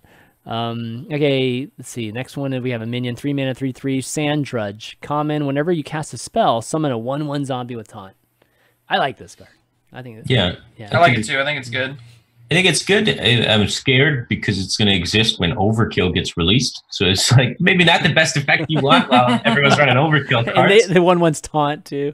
Oh man. Yeah. In general, I think it's pretty strong because it's a 3 mana 3/3. You can never really go too wrong with that, and then it's got a really good upside. That I don't think you build around it or anything. I just think sometimes you play Shadow Visions or Power Word Shield, and it's sweet. Yeah, there's not many minion only priests these days. I mean, they run plenty of spells just generally. So, Jace, you like it? Yeah, I like Sand Drudge. I'm just it's a weird card to evaluate because it's not really like in a direction I think priest is at right now. But I do think it's good, and I do think it will see play. Yeah, like the whole surrender thing is like, I feel like is in line with more of a minion tempo-ish type of thing, right? Like a bunch of cheap minions and really taking that route with it. You think a Sand Drudge would work with something like that? Like that type of archetype? I don't think the surrender card's that good, but I think there is a possibility for it to exist in that ecosystem, I guess. Okay, Mass Hysteria. Spell, rare. It's 5 mana, force each minion to attack another random minion. So everybody just kind of like goes ham on each other. Starts hitting each other, killing each other. Yeah. I don't know how this works exactly. That's what I'm curious about. Some of the times these cards don't allow any illegal attacks to happen when it says attack a random minion. So like sometimes your minions can't attack each other. But if your minions can attack each other, then it's very good because then it's the minions can attack the minions can attack each other.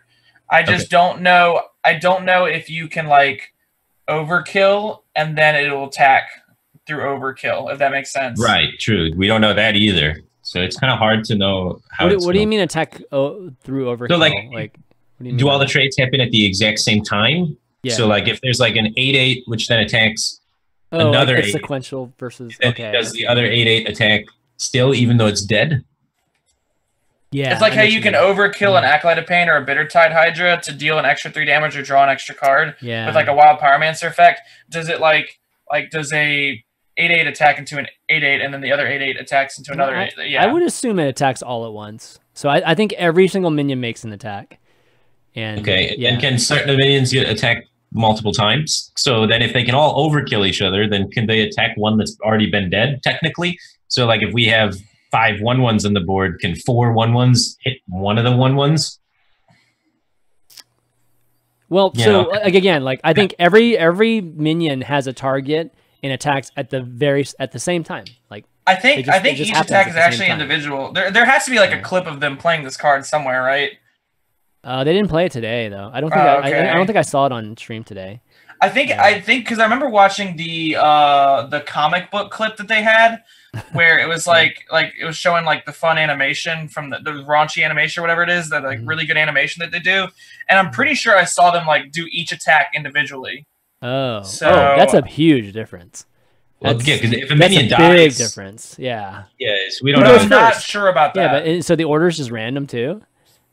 I have no clue. Yeah. It might just be all at the same time. The order's random, but like we don't know if one minion can defend multiple attacks, and we don't know if a minion's dead, does it still get an attack. If it's one at a time, I would assume if it dies. Okay, I've got it a doesn't get tweet attacked. here from Peter Whalen. It says, Okay, minions can attack their friends. Deaths don't resolve until the spell is done. Okay. So all the death rattles happen after. If a minion goes to 0 health, it can't attack or be attacked. Oh.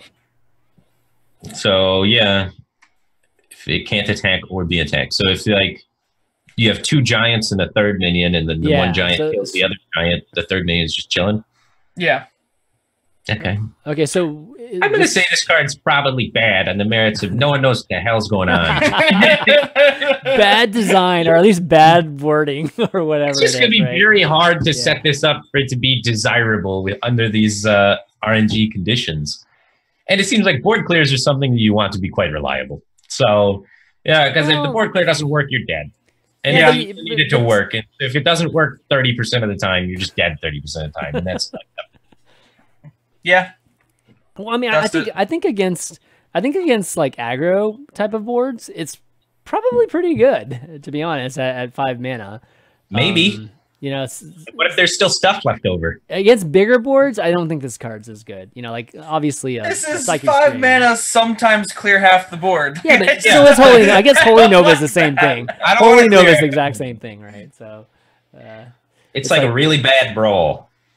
it's brawl, but sometimes you live, sometimes you die. Well, sometimes 2 or 3 people live, and sometimes you know, like very rare that probably everybody dies. Okay, well, I think a lot of people are going to have to try it out, and then we'll probably see some numbers on this eventually. Okay, next up we've got the I think the champion for the priest. It's 8 mana, 7/5, legendary Princess Talanji. Is it Talanji? Battlecry. I think so. Yeah, Battlecry, summon all minions from your hand that didn't start in your deck. Yeah, it's a meme card. Yeah, that's like. Damn, why do I have to make a meme card for this, man? Your Seance deck and stuff like that. Yeah. Oh, I like the Seance deck. Form a little mass hysteria going on. Priest looks unexciting. This no love for the priest. Yeah, don't. Don't you like seances? You do. Really? Okay. Well, I said unless you like seances. Oh, unless you like seances. I thought you said you like seances. I'm like, yeah, why not?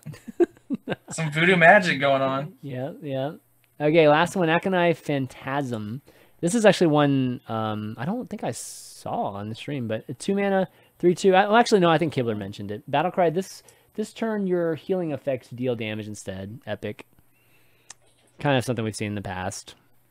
Yeah, this is exactly like Embrace the Shadows, except for it has a body attached to it, which sometimes is better, sometimes is worse. Because Embrace the Shadows was played in a Big Priest for a while, but this one you can't play in Big Priest because you would dilute the pool of the minions. But also having a body sometimes would just be better, especially against like an aggro deck to get it out cheaper. But a lot of times you're doing this plus circle, so it's going to die anyways. I think it's good. I do think it's good though. Yeah, 2 mana, 3/2s are good, and then on top of that, it has further upside that synergizes with your hero power, and just tons of other cards, including randomly generate. Yeah, exactly. So yeah, I'm into this. I think this is just powerful. I agree with Firebat on this one. Cool. All right, let's rate these. Generate. Dust. Good off Lyra Dust. Yeah.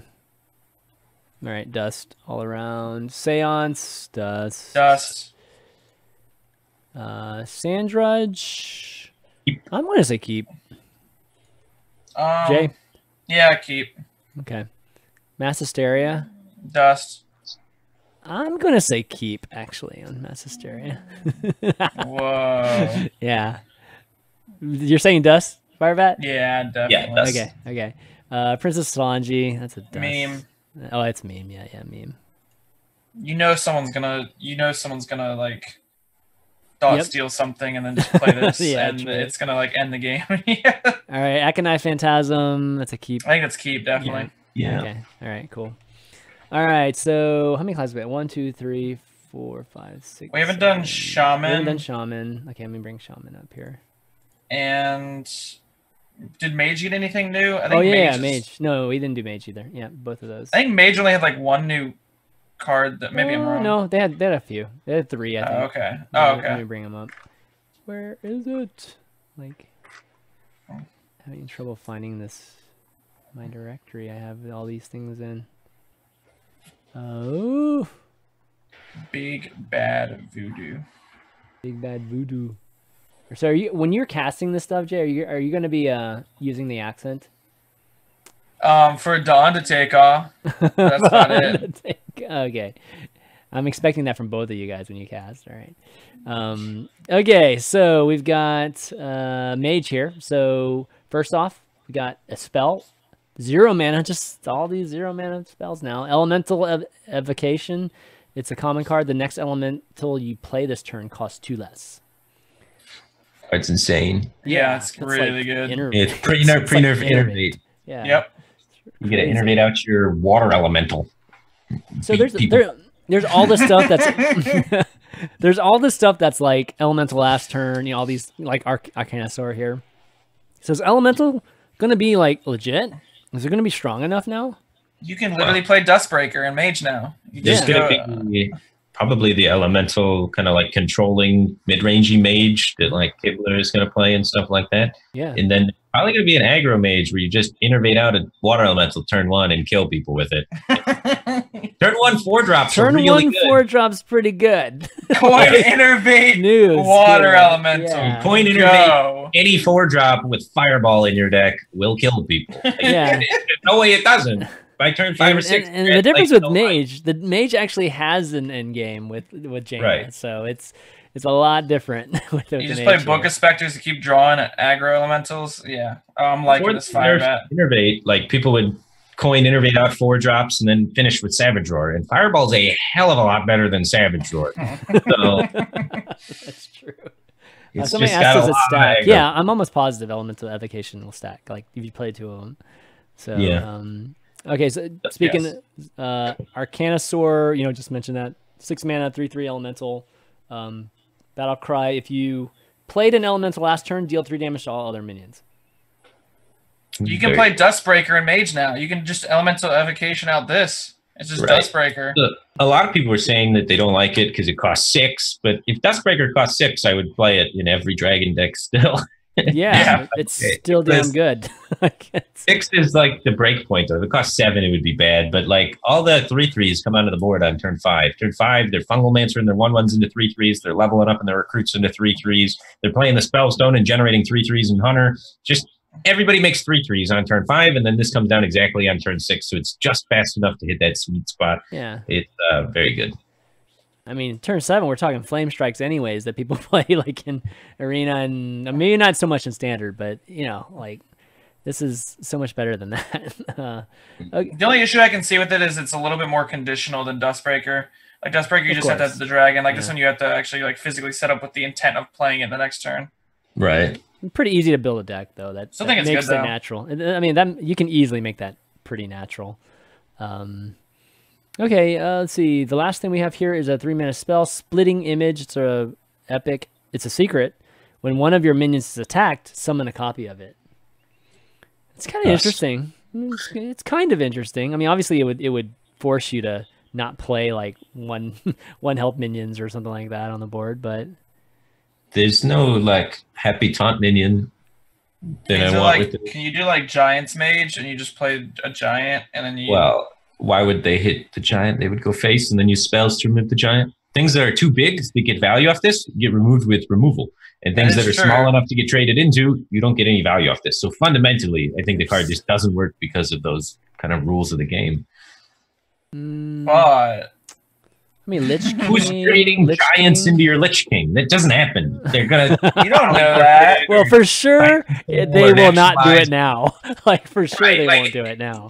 Yeah. People don't minion combat down your 8/8s. That doesn't happen. So the card never gets value. Okay, what if we go? What if it's water elemental value? What if it's just 4 mana value? It's still. Oh, think about that. What if we go like coin elemental evocation out like some huge elemental, and then we play this, and they have to attack into it, or they're gonna die. And they naturalize it. You sit there like, darn it. Darn it. Okay. He played around my secret. Well, okay, so let's think of it from this standpoint. Does it make it more difficult for your? Let's think of all the secrets that are used, like counterspell.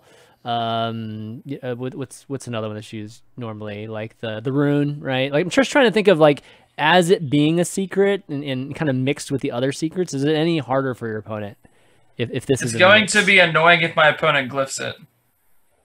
Yeah, I mean it's definitely a different trigger effect than other secrets have. So off random effects, and when a secret comes into play, something to think about. But I don't think it's a good card.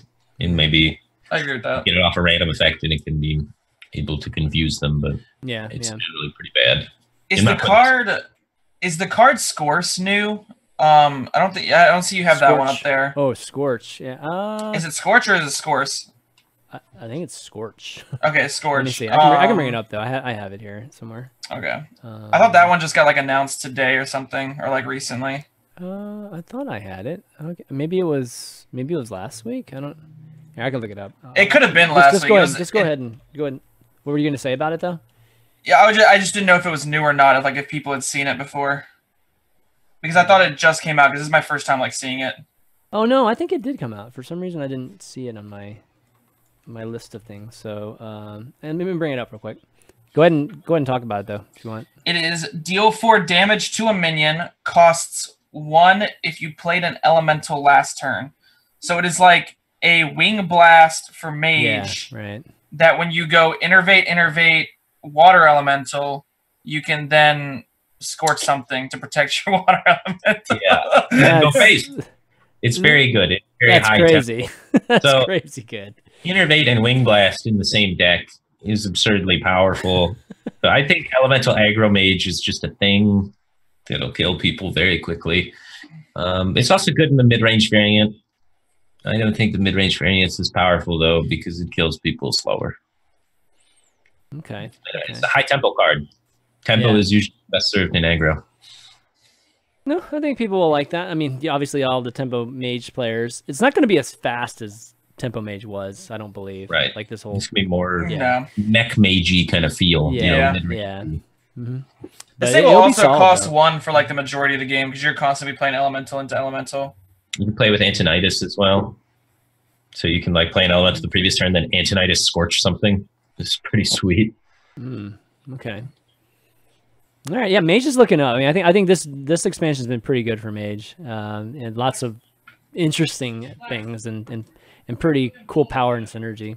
All right, let's rate these. Elemental Evocation. That's a definite keep. Keep. Huge. Innervate's good. Yeah, you think? 0 mana Innervate's good. All right, Splitting Image. Dust. Yeah, Dust. Very dust. It'd be cool if it was playable though, for whatever reason. Arcanosaur, that's a keeper. Keep. All right, and then Scorch a keep. Yeah, definitely a good mage. There's not many mage spells that are bad, or mage cards that they've come out with that have been bad. So, kudos to the person or a group of people doing the mage cards. Okay, and then lastly we've got Shaman here, which is let me find it. Shaman, where are you? Here we go. Okay, so there's 7 Shaman cards. Lots of them, obviously, announced this last week. 1 mana, Totemic Smash, commons. It's a spell, deal 2 damage, overkill, summon a basic totem. These basic totem things, man. Every time I see basic totem, on a card, I almost instantly want to dust it. So, what do you guys think? I think this 2 damage is not bad. 2 damage isn't bad though. Yeah, there's a lot of cards in the game that do 1 mana deal 2 damage. Arcane Shot, the most vanilla of them because it doesn't have any extra effect on that. And then there's Living Roots and things of that nature. Well, almost every class is a 1 mana deal 2 damage now. And they're all generally pretty playable depending on what archetype the deck you're going for. And it's nice to have removal in Shaman that doesn't overload you in the early game because right now they just have Zap and Bolt. So that all their removal options overload you. So an option that doesn't overload you is really good, and it also opens up Malagos potential because it can go face. So now you have Lightning Bolt, you have Totemic Smash, and Frost Shock as Malagos spells. So now you can Eureka and launch 4 spells at the face for 20 Malagos buff damage plus however much damage your 4 spells have done. So there's a lot of OTK Malagos Shaman potential there with 6 face damaging spells for them. Yeah. So basically, the overkill is ignored, like with all those things that you said. Oh yeah, overkill is definitely. Like, yeah, it's a 1 minute 2 spell. I mean, sometimes it's nice, I guess. Sometimes you're against odd paladin, you need to remove something, and you get a token. But in general, I think the overkill is just icing on the cake, and the main purpose of the card is it's arcane shot. If you got the 1/1 every time, it'd actually be pretty good. You know, like if you that'd be pretty, nice or whatever. But getting 0/2s is just like, oh, okay. What do you think, Jace? This card. I think it's good. I think it's definitely playable. I'm excited to see if Malygos Shaman is a thing. I was thinking about it, and the more I think about it, the less I'm kind of like on the Malygos Shaman train. Really? Because although you deal, I think it's 30 damage if you have all 4 1-mana spells. Like, although you deal that much damage, you have to assemble a combo of 6 cards in hand, which for Shaman is like not the greatest to get to, because like the reason it's so prevalent in Druid, where you have like 5-card combos, because you have UI, Nourish, Wild Growth, like you have all these tools, whereas Shaman you're like, it's hesitant. But I do like Spirit of the Frog, because I think Spirit of the Frog would be played in that deck. So I think Totemic Smash is good, and I think it might see play. Okay, well, let's talk about Spirit of the Frog. 3 mana, 0/3. It's a rare, stealth for 1 turn. Whenever you cast a spell, draw a spell from your deck that costs 1 more. But it has to be from your deck. So that's the anyways. Yeah, it's a cool deck building challenge. It's definitely a fun design. Yeah. You have to play 2 mana spells with it, which scares me because then you can't play Kaliseth. Kaliseth's pretty good. So you have to cut your Kaliseth. So it's definitely not going to be in like Shudderwalk Shaman, because Shudderwalk Shaman wants to play Kaliseth with the chain gangs and stuff like that. Yeah. But yeah, it could work as the card draw engine for the Malygos Shaman if you can engineer it appropriately. It just gets really weird, especially with Overload in Shaman. Then makes it even more challenging, because you're not just drawing your card with it. You're drawing things with overloaded spells, and then it gets really wonky. But it is it's unique, and I think at some point maybe we'll see some weird wacky meme deck with it, but I don't think it's going to be like a tier 1 deck ever. I think it's just too difficult. There's too much restriction when you factor in the fact that there's overload cards in Shaman that you'd have to use this. That's true. I wonder if they're, like this whole Malygos Shaman talk, like, is there any type of minion element to it in the beginning? I mean, most of, what you see, I think from just these shamans and drawing cards and whatnot are just, it's mostly spells, right? Like, compared to, say, the Malygos Druid, right? Malygos Druid has kind of a mid game, that people have to deal with, whether it's just, just straight defense or whatnot. But there are actually things on the board that people have to generally they have to decide whether they want to remove it or if they want to just ignore it. With Shaman, do we have the same type of thing here? I mean, that's been the biggest issue for me with Shaman. It's just like there's just like you just put minions on the board and they either have to remove it or not. Like there's not much diversity to how they get to the end game. Is that the same with Shaman, like in terms of Malygos? Well, we don't have any like mana ramp to get to our Malygos. Right, well, that too. We should skip the early game, so we have to play things, and most like of the 0/3s though. Like things that are just, play like completely like they're not even dangerous. That's right? our problem for the other team to answer is mana time. Yeah, exactly. Okay. Big Bad Voodoo, 2 mana epic spell. Give a friendly minion death rattle summon a random minion that costs 1 more. It's like a delayed evolve. It's like a dive right into the dumpster. Terrible. Yeah. You don't think it's that good? Yeah. I think it's really, really bad. Delayed evolve also means you can't buffer yourself against the RNG of evolve effects. Right now with unstable evolution, if you get a bad roll again, and then you can choose whether or not you want to invest more into it, which is why I think unstable evolution is such a beautifully designed card, because you get to control the RNG, which is awesome. There are a lot of low points where when you're evolving you hit total garbage. So I think this card's like super high game deciding RNG when you put it on something a lot of the time. And there's a lot of bad hits on big minions nowadays. Like I think Evolve's gotten worse, so like you said, unstable is a great way to stem that a bit, but Yeah, one shot. Oh man, you're gonna miss like 20% of the time probably. Yeah. All right, And Bog. Oh, go ahead. Yeah, last. Well, it's just slow. It's just like so incredibly slow too. Bog Slosher, 3 mana, 3/3 elemental. Battlecry, return a friendly minion to your hand and give it +2/+2.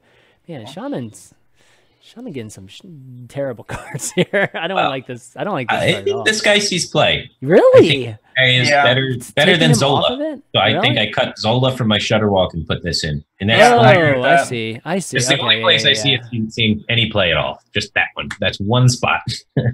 Yeah. Okay. I see what you mean.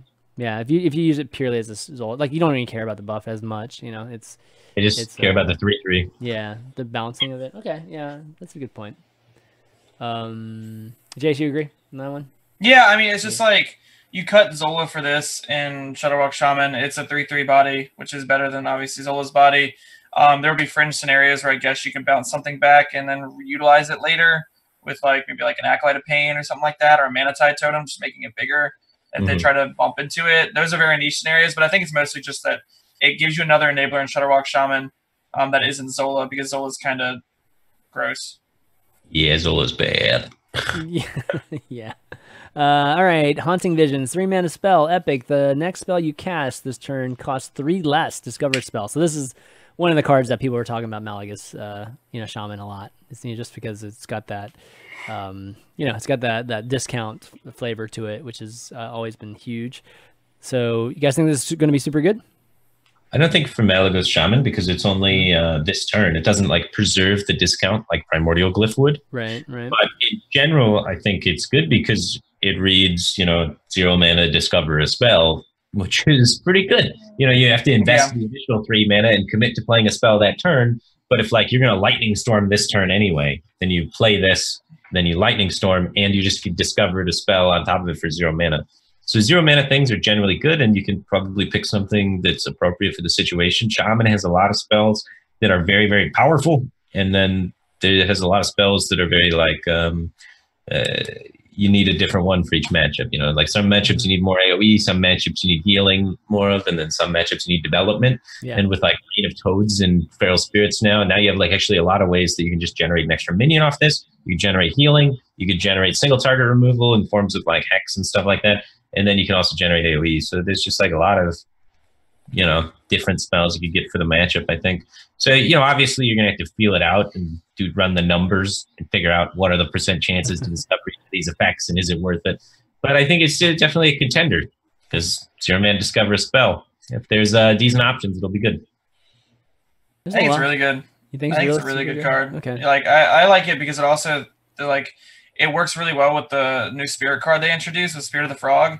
So like you play Spirit of the Frog and it has stealth, and then you go into this and you play Haunting Visions. You then draw a Hex from your deck, so you're not worried about like answering a lot of minions with Hex. You then can discover a spell. You then can decide whether you want to play that Hex that turn, and maybe like you might not necessarily draw a 2 mana spell, but you could also just like play a 0 mana Storm, like you were saying, and then you draw like a 1 mana spell, which like it gets you closer to the Malagos condition. So like I think it's really good. That's my opinion. Wow, that combo's pretty crazy. Actually, Combo sounds pretty good. Yeah, with the it sounds frog. like there's an immense amount of options, and And it always like happens Yeah. on turn 4 because Frog has stealth. yeah, Like right, unless they like Hellfire the Frog away, and if they're doing that, that means like they're not doing other things. right. No, that's cool. Speaking of frogs, or I don't even know if that's a frog. It looks like Jabba the Hutt more than it looks like frog. Well, it's definitely a frog. It's a 6 mana 4/6 beast. Yeah, it's a frog. For Krag'wa, the frog. Duh. Legendary Battlecry, return all spells you played last turn to your hand. Okay, so you'd have to have played a bunch of spells the previous hand. So I don't know. You're probably going to get 1. I mean, you're not going to play this guy unless you get 1, right? So 2 maybe. Would you get 3? I mean, Shaman spells aren't crazy cheap normally, right? Like maybe So- Zap and Lightning Bolt, Totemic Smash, and then play the frog, and then do it again. Okay. Then do it again. Okay, yeah. All right. So even just like no buffs on that, we're talking 10 damage, right? 10 damage, Yeah. do it again. Okay. That's I nice. like it. That's I pretty think damn it's nice, dude. That's pretty good. There's gotta be Also, 2-turn lethals like all over the place. Oh, It's sure. what we played last turn, so it just seems pretty strong. Getting more volcanoes. You go volcano and then play this, you know. Yeah. I also think it's funny that you get all the That's unstable good, evolutions back. So like if you played like multiple God. unstable evolutions, you get all of them back. Do you So I really? think it's really fun. You Yeah. would fill your hand with unstable evolutions? That's Yeah. crazy. That's kind of cool. Okay, yeah, because it counts as an individual cast each time, right? I also like the art on it because he's eating a person. I think that's really cute. It's like literally Jabba the Hutt there. Okay, last thing. It's a minion 1/2/1 Warbringer. It's a 1-mana 2/1 Warbringer common battlecry. If you played 2 spells this turn, deal 2 damage. You know, we're just playing aggro shaman at this point. We're just Totemic Smash face, and then play this guy for a third Totemic Smash face. It's the new hunter, man. Like, yeah, I think so. It sounds right to me.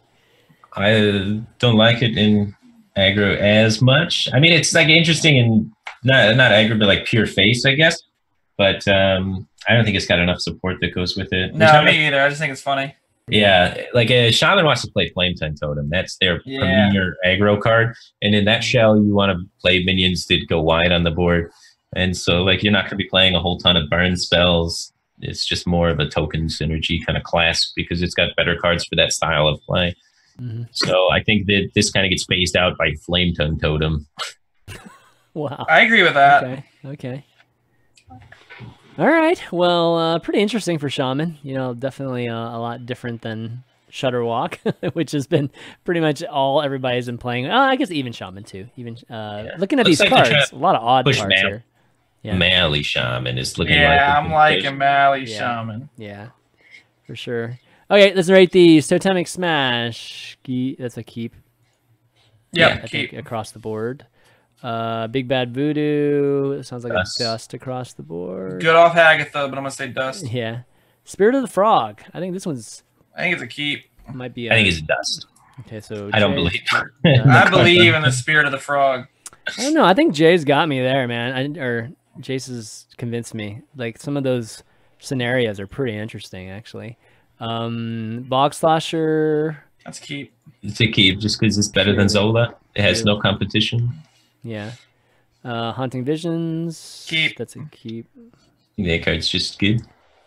Krag'wa the Frog. That's a keep for me. Yeah, it's a keep. Yeah. I'm gonna say keep. Okay. Oh, Jay, you're finally over. You're more keeps than dust now. Because Shaman, I think Shaman got a lot of good stuff. Like I'm excited for Shaman. And the Warbringer, that's a dust. Dust. Yeah. Okay, cool. All right, so that's all the class cards. Neutral cards, we'll probably need to go through much quicker here. Actually, there's not that many, but let's just kind of look at them. We're gonna look at our we're gonna look at the cards on Hearthstone here. I didn't get a chance to see some of these because they didn't show all of these. So yeah, kind of going through the first row of them. We got a 4-mana epic 3/5 Ice Cream Peddler, which is battlecry. If you control a frozen minion, gain 8 armor. Dust. Yeah, I don't like that one.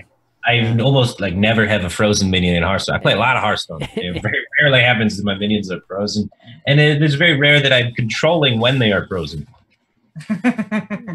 You tell me you don't want to like try and glacial shard your own minion and then play Ice Cream Peddler? No, I think that's bad. I mean, your best chance is like a mage or something. You know, Cryostasis. Yeah, I don't know. It's Freeze bad. Shaman push. Yeah. Free Shaman. I like the theme though on this Ice Cream Peddler. That's pretty cool. I have to say that's definitely pretty cool. It's like the Water Boy, but ice cream female version. Very good. All right, next one, 3-mana Drakari Trickster Epic. It's a 3/4 minion battlecry. Give each player a copy of a random card from their opponent's deck. That's got meme written all over it. Oh yeah. Yeah. It's a 3-mana 3/4. It's pretty solid body, but it, it feels like it's the meme 3-mana 3/4. I don't know. That might see play somewhere. Like if you're just playing kind of like a mid-range deck, you want some control tools or something. But there's that 3-mana 3/5 now that you'd play over this. Oh, okay, sure. Yeah. You probably haven't seen the 3-mana 3/5 yet. Yeah, it's coming up. It's coming up. Yeah, just in general, it seems like it's got a lot of competition.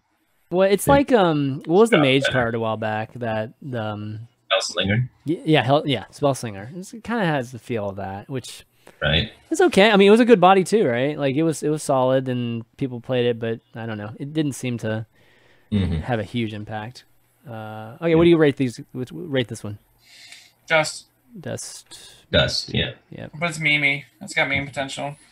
Yeah, even the meme potential I think is limited. Unless you go like super overboard. It's gonna be arena meme potential where like you discover or like you get some like Deathwing out of their deck or something. Yeah. Okay, Girabashi offering epic. At the start of your turn, destroy this and gain 8 armor to 1 mana 0/2. Dust. Nah. Yeah. I can't wait to play this on turn 1 and be like, got him.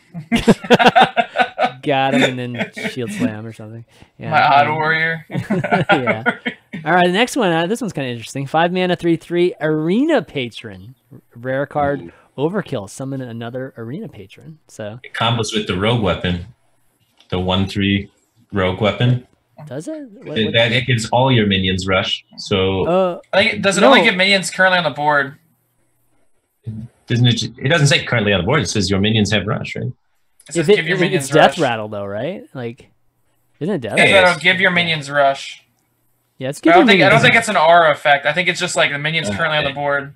If it's an aura effect, it could have some sweet with arena patient, man. Yeah. No. I think the thing to do with this is Houndmaster. Houndmaster Shaw. Houndmaster Shaw. Because it's like curved too. That's also an aura as well. That'd be pretty good. But I guess you'd have to play against like something that has a bunch of small minions, obviously. But God, Paladin, you just win the game on turn 5. I know. You kill us. You have to kill us. Kellis did it. Yeah, Kellis did it too. I don't know. I kind of like it. Another one doesn't have the buff that Kellis had though. Yeah.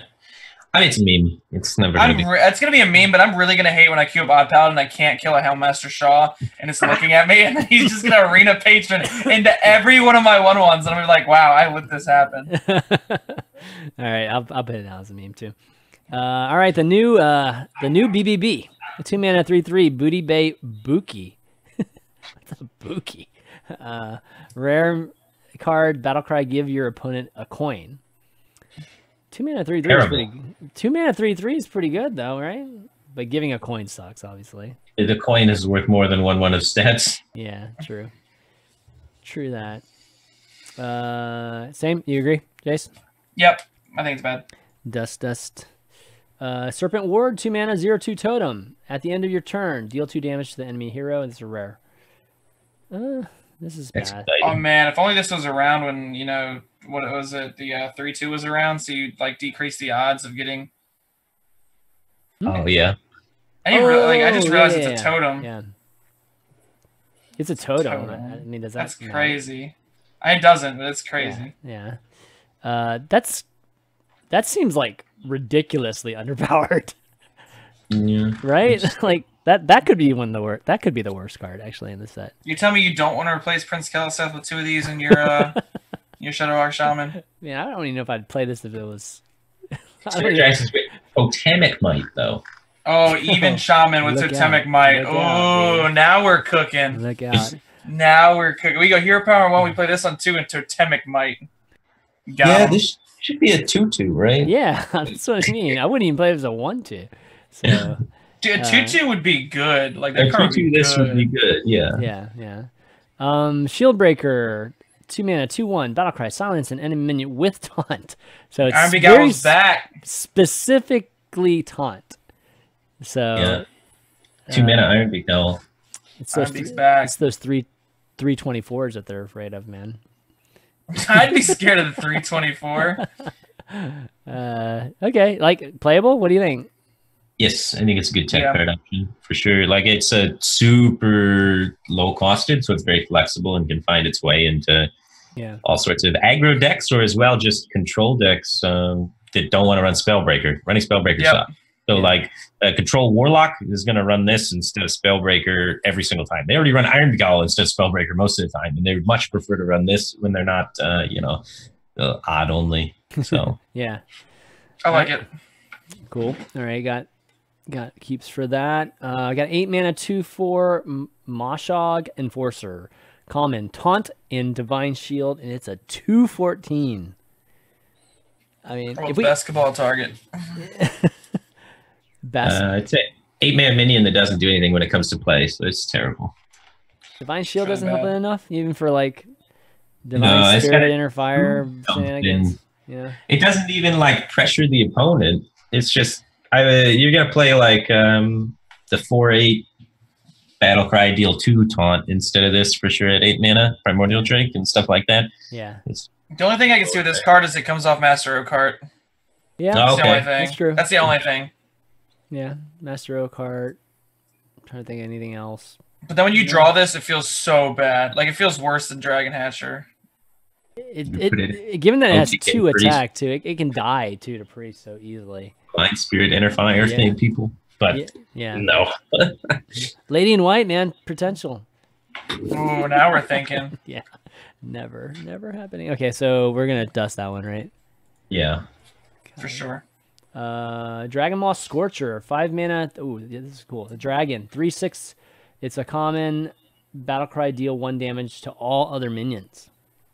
So it's a dragon. It's kind of understated for 5 mana minion, but it does potentially clear some of the board, which could be pretty Yeah. good. It synergizes really well with Warrior. Warrior has a lot of like good dragons too. They have the 5 mana Shield Maiden dragon now. Yeah. And so like this as well is to have a whirlwind for Warrior attached to a 3/6 is insane. So I think it's just a very powerful card for the dragon control warrior kind of thing. Yeah, they got the new execute thing too, right? So Yeah, any the 1 mana damage, deal 4 to damage minions. So you play this and then execute their guys. Yeah, It's insane. yeah. Definitely think That's it's a good good card. I just think it's competing in Warrior with the Dynamatic. So I still think it's good though. Can you fit mechs in the dragon package? But yeah. I mean, maybe you just play only Dynamatic and Zilliax and then... Yeah.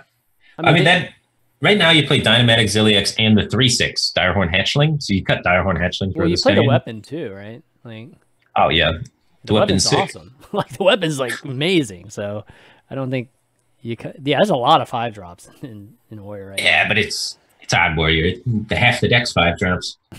That's true. Okay, let's give it a keep. This one. Yeah, I think Across Yeah, the keep. board. Yep. Former champ. It's 5 mana, 1/1. Battlecry summon a 5/5 hot shot. They are slowly getting like lower and lower with these cards. Like it started off as a 6 mana 1/1, summon a 6/6.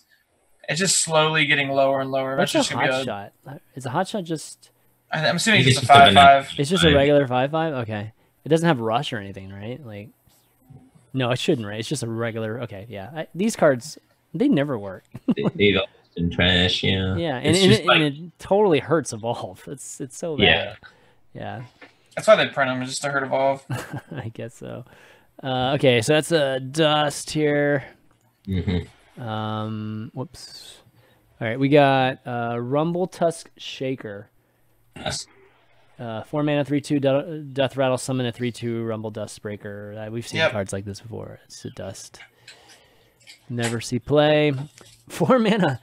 Next one, Arena Treasure Chest. A 4 mana 0/4 common Death Rattle. Draw 2 cards. What?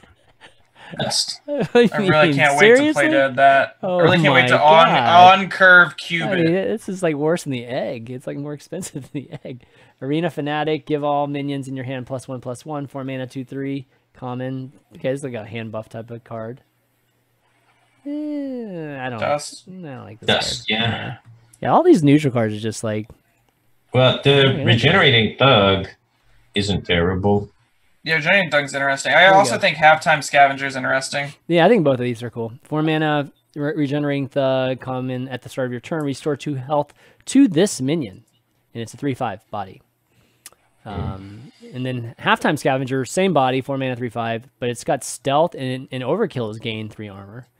So, I mean, I like these cards. I just don't have any idea what kind of deck. I mean, these are great cards. Like They're in good arena cards, Arena cards yeah. are amazing. The But Tortoise is just good. Yeah, with the Tortoise, though. The Tortoise you just put in Zoo. yeah, well, the Tortoise, okay, Tortoise is 1 less. You just mana. play the Tortoise It's in a 3 every mana, aggro 3/5. deck. Yeah, any deck that you don't care about your life total, you play the Tortoise. It just takes the Tar Creeper slot. It's Yeah. better than Tar Creeper most of the time. Ordinary Tortoise, guys. It's a 3-mana 3/5 hunter now, like mid-range beast hunter. That's the 3-drop. It's way better than Animal Companion. Curve onto Houndmaster, make it a 4/7. Oh, now we're talking. Dude, how many times have we talked about that curve like in the past? 3 mana. This is an amazing 3 manas into the 4-mana Houndmaster. But yeah, but this one I guess is a little. This is the card Silithid Swarmer wishes it was. Yeah. Okay, that's true. It's a good point. Yeah, so Ordinary Tortoise, guys, 3-mana 3/5 beast. Deal 5 damage to your hero for Battlecry. Okay, so let's rate these. Regenerating Thug. I'm keeping Regenerating Thug. I keep Regenerating Thug. What were you saying, Firebat? Sorry. I was just saying I think it's pretty sweet. Get it out early, take some value trades, have it heal back up, take more value trades, be annoying. Maybe it's good in like Inner Fire Priest or something, you know? Yeah, just Divine Spirit, you just keep on itself, stuff like that. Yeah, okay. Halftime Scavenger? I'm going to say Dust on that one, but like... Dust. It's too hard to get overkill consistently. Well, I mean, I think it's super good against aggro, but it's like, it would have to be just some anti-aggro deck, and I have no idea what synergy, what else there would be for this card. So yeah, okay, I'm gonna dust that one too. Ordinary Tortoise, that's a keep. That's a good. That's a keeper. Really good card. Yeah. Yeah. All right, let's talk about bananas now. 3 mana, 2/2, Banana Buffoon. This is gonna be the card that gets someone in chat going copy pastas. Add 2 bananas to your hand.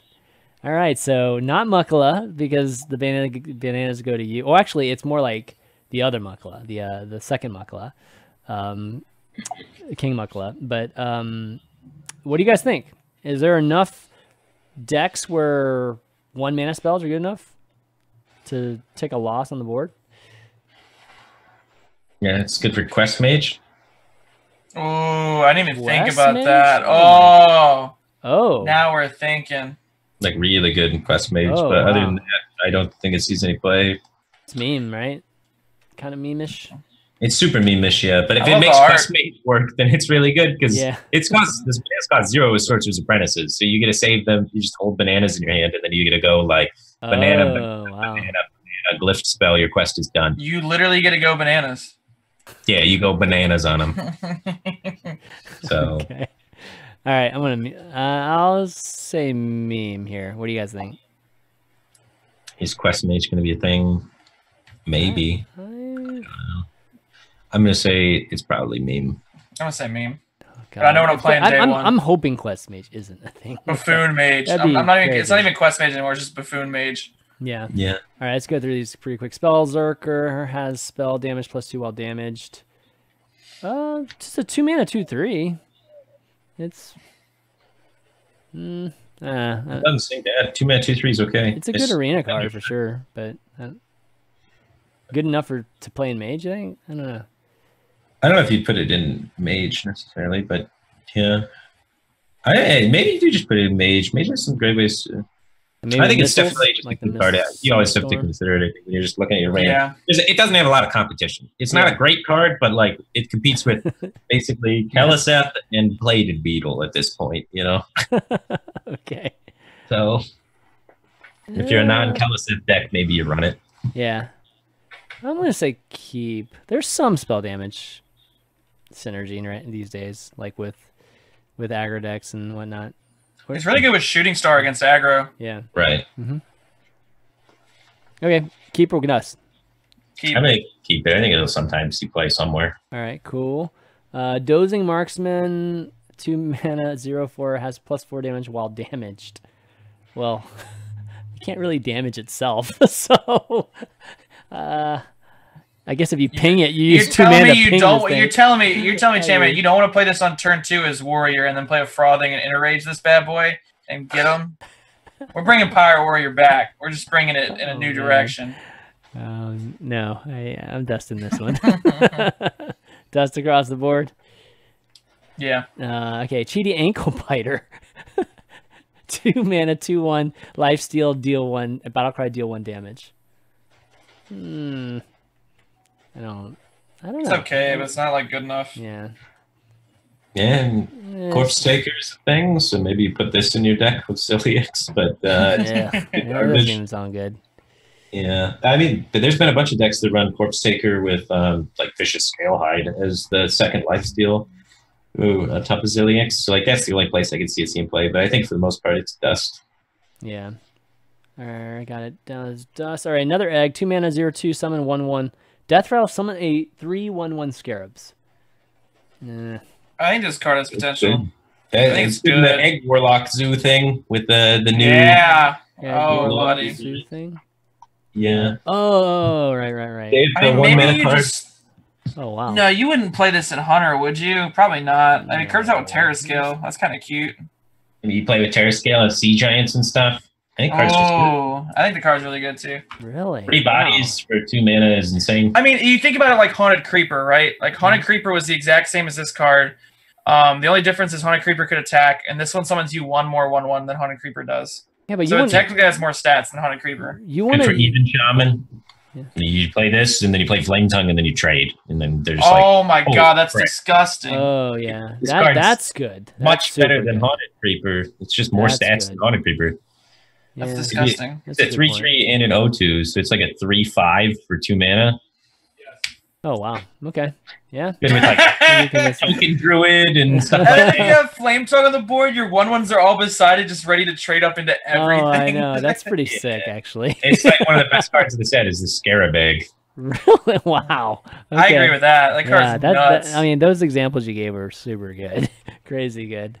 All right. Last thing. Helpless Hatchling, the cute mascot, I think, of this set. A 1 mana, 1/1 beast. Death Rattle, reduce the cost of a beast. Okay, why is this a beast? This is clearly a dragon. I don't know. That's a good point. Good point. I cannot vote for this card solely off of, not being able to understand. It could be a winged dino.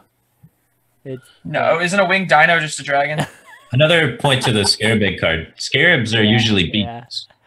Oh, Scarabs are typically beasts if we've ever learned about Scarabs. So yeah, like off of Spreading Plague and stuff like that, they're beasts. So the Scarabs should be beasts from that, so it's even more broken. But yeah, I think Helpless Hatchling is a meme card. Yeah, I think so. Is there any beasts you could reduce in your hand that would be worth like you know how Mechathune you reduce it and it's nuts because you can do cool stuff with it. 5 mana high main. That's pretty good. Okay, you're selling me. You're selling me. You can reduce the cost of Hydronox, right? So yeah, Hydronox is a big one. But I mean, this isn't that expensive. This isn't that much of a. I mean, there's not great 1 mana plays anyways, so it wouldn't be the end of the world to have to play this. It's so bad. It's worse than Galvanizer. Don't talk about my boy Helpless Hatching like that. He's trying. All right. We're gonna go meme just because he's so cute. All right. I think we got through them all. Man, let's see. Let me tally this puppy up. Let's see. We've got. Oh, sorry. Messed up there. Hold on. God, I keep doing that. I keep always misclicking on that. All right. So we've got. All right. How many memes we've got here? 4. We've got Firebat with 7 memes. Actually, we all have 7 memes. 7 memes altogether. Firebat, you've got. Ooh, it looks like you've got 19 keeps. 23 dusts. Jace has 17 keeps, 25 dusts, and I have looks like 21 and whatever, one less than that, whatever it is. So I'm the only person that has one more keep than dust. So okay, not too bad. That's a pretty good ratio, to be honest, given that the last group of cards are usually the ones that have a bunch of junk in them, right? Like they don't hype up a lot of these neutral cards that are 0/4s and stuff like that. I don't know. The neutral cards always catch you off guard. There's always that one neutral card you look at and you're like, oh my god, why didn't they announce that earlier? That card's for me, that was Small Time Buccaneer during Main Streets of Gadgetzan. That card didn't get announced anywhere, and then you just saw it come up on Hearthstone's website, and I was like, okay, that's insane. Yeah, but we all are probably wrong. Judging by just of the playability of what percent of each set is actually playable, we're all vastly overestimating the set.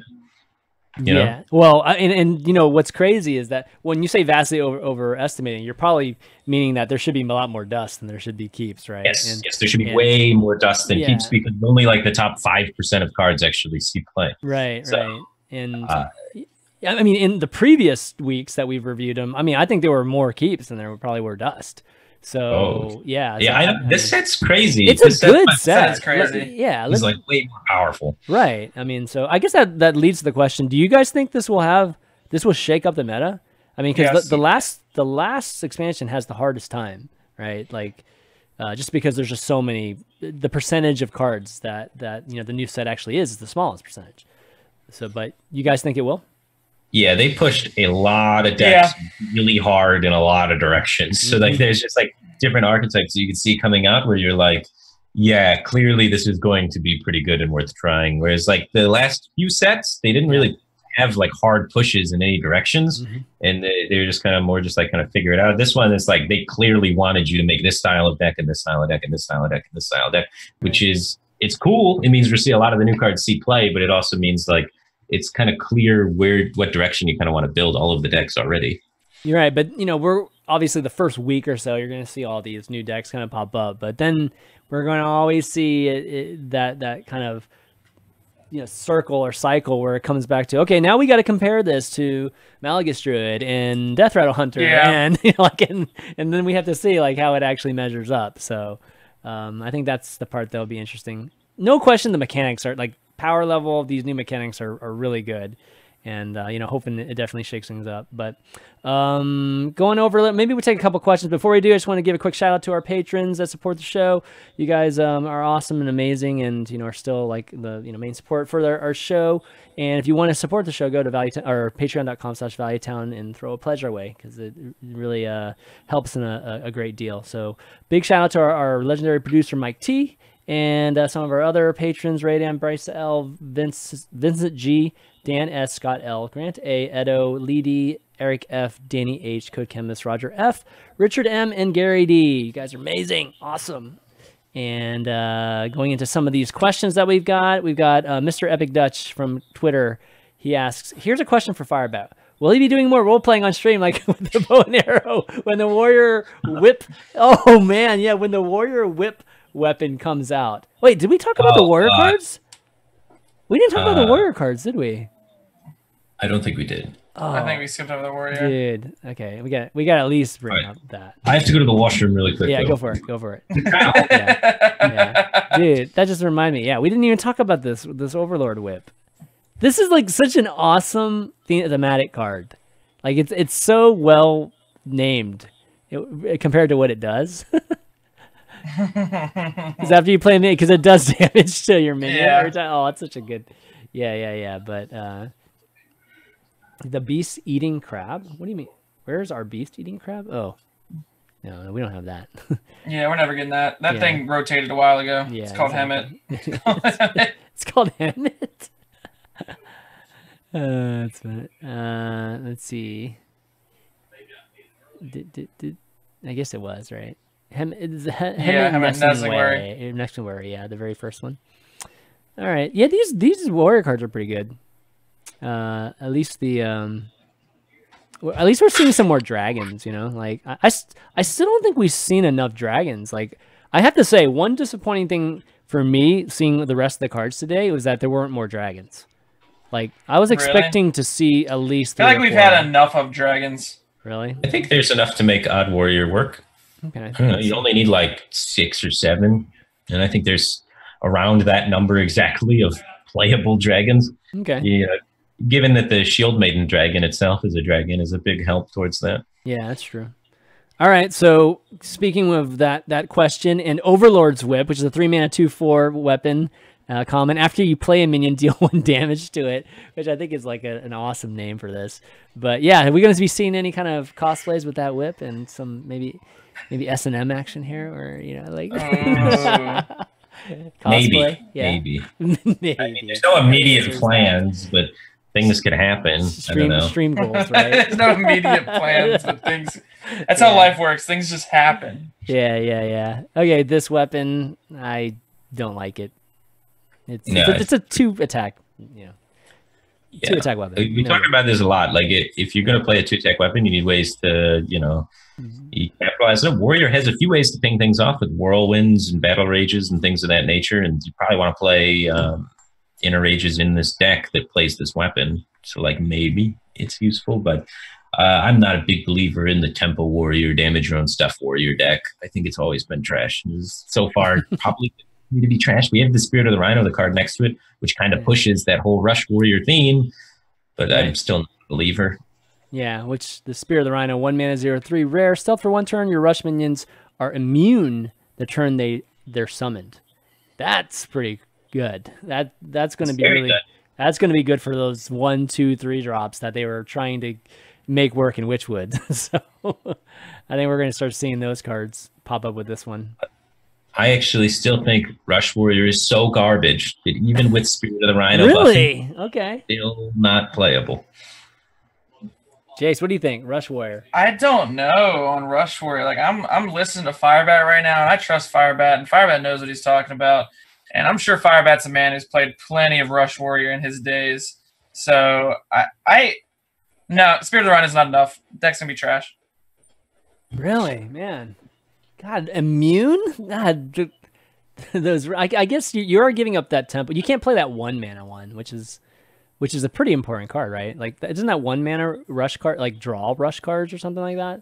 So, or am I thinking of a 2 mana card? I'm trying to remember from which. Town Crier? Yeah, Town Crier, right? Town Crier. Yeah, so there's Town Crier and Spirit of the Rhino now, and that's about it as far as Rush Warrior. One of the biggest problems with the deck is it doesn't have a good finisher. Currently, they use like Grom and Lich King. You're telling me Akali the Rhino is not a good finisher, Firebat? Is that what you're trying to tell me right now?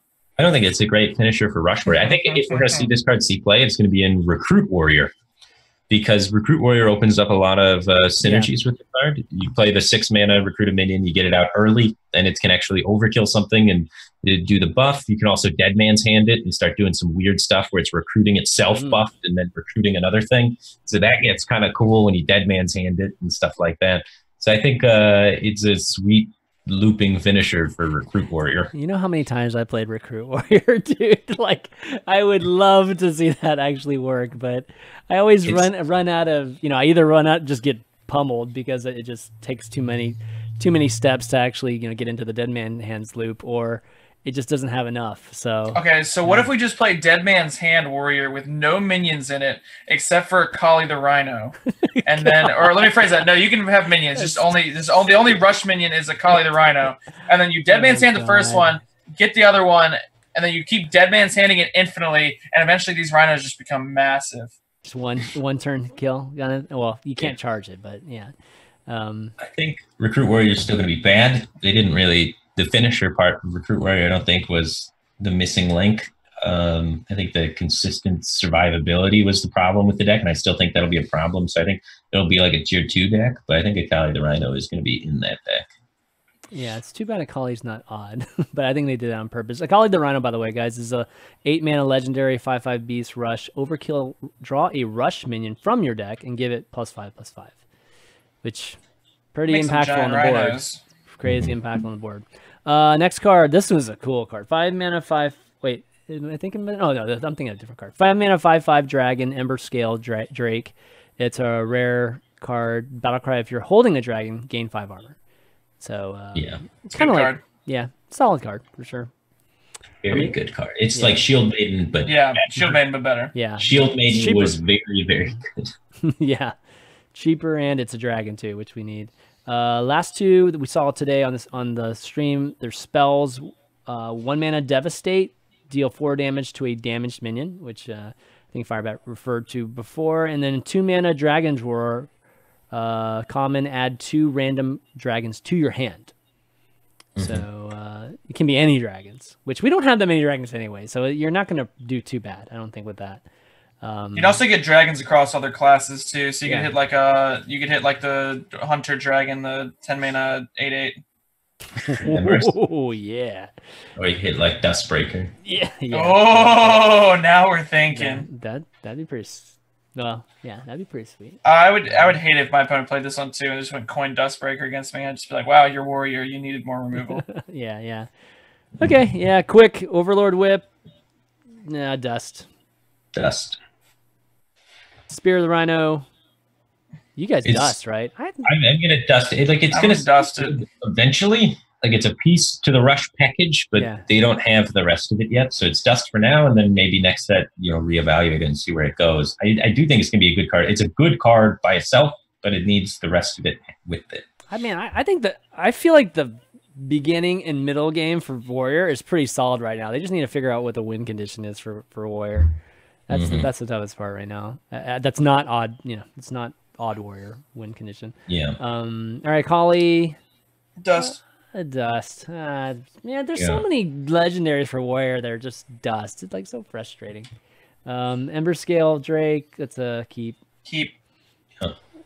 It's pretty tough right now to play it in odd Warrior and have it work. But eventually it'll work in odd Warrior. Right now there's just not that many odd costed dragons. The best dragons are all even costed, when you look at Primordial Drake and Twilight Drake. So, it might force Warrior not to be odd. But eventually it's fine. If it's the odd Warrior, it'll be insane. Yeah, I mean, for sure later on, like the 4 armor is not going to matter, right? Like if they finally come up with some kind of tempo-based end game, then we don't really need that hero power to go Baku, right? All right, Devastate, 4 damage. Yeah, that's a good card. It's really good. That's that card's insane. It's removal that you can play in odd Warrior, so it's really, really good. Yeah, and then Dragon Roar, add 2 random dragons to your hand. I like it. I think it's okay. Dust. It's dust. Really? 5 dust. I think it's okay. I mean, eventually, whenever we have, when we need dragons, whatever. But okay, cool. Last, let's see, just to kind of wrap things up, one last question from Jason R. What card was the biggest bust of Boomsday? The card all the pros thought would be good, but ended up just blowing and just being bad. Oh god, I have to look at Boomsday. The 1 mana gain 2 mana crystals card. Oh yeah, project. The project, the biology project. Biology project, yeah. And Floop's Glorious Gloop is another one. Floops. Yeah, Lady in White was a huge bust too, but I don't know if you guys said it was good or not. I'm gonna quickly look through and see if I see anything that I consider. Floop. Everybody thought Floop was gonna be amazing. And Floop was, but not the Gloop. not the Floop, but not Gloop. Yeah, not Gloop. I guess you could consider OTK Priest, kind of. I don't know, maybe.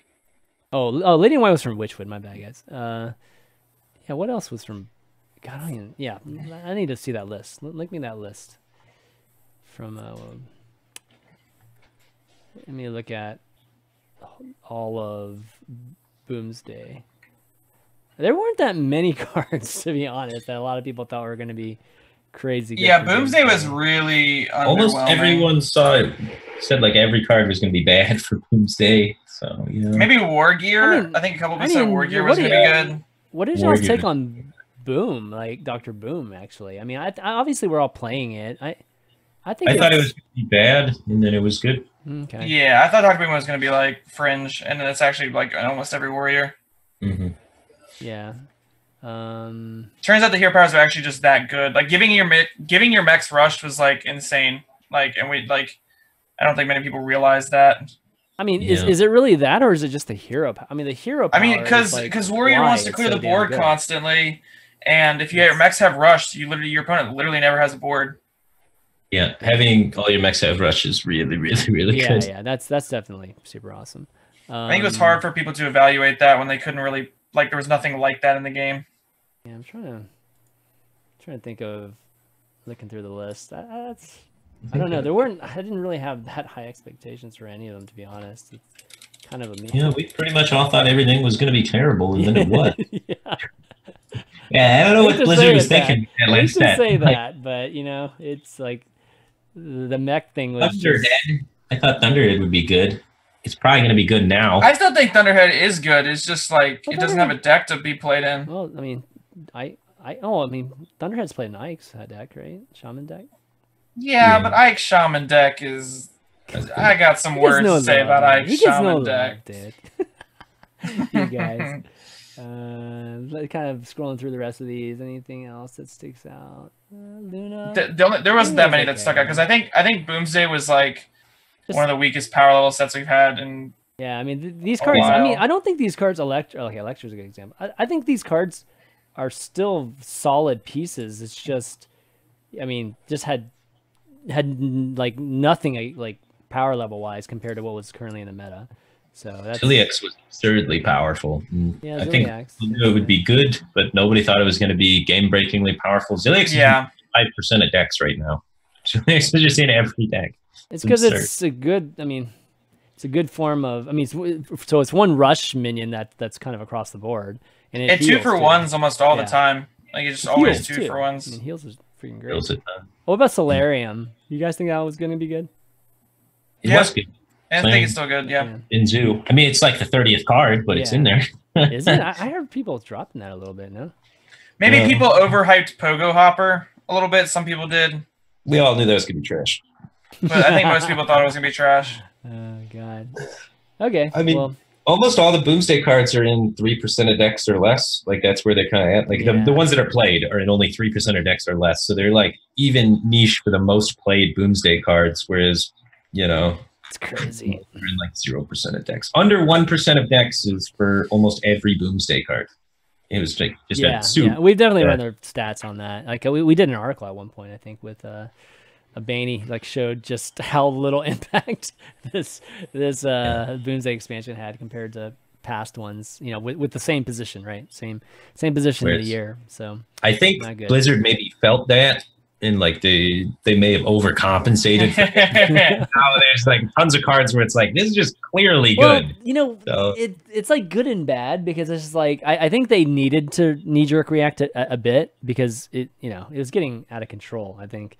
Especially with the competitors starting to release their products. Yeah. But, you know, like when the reset happens, I was like really excited to see what a lower power Hearthstone looks like, you know, and I think Druid still needs some like nerfing if they're going to really try to get to a lower power I think level. this set is good. I still agree that like Druid, needs something to like, I think Druid's still going to be insane. There's too many classic cards and, you know, cards that are going to be sticking around.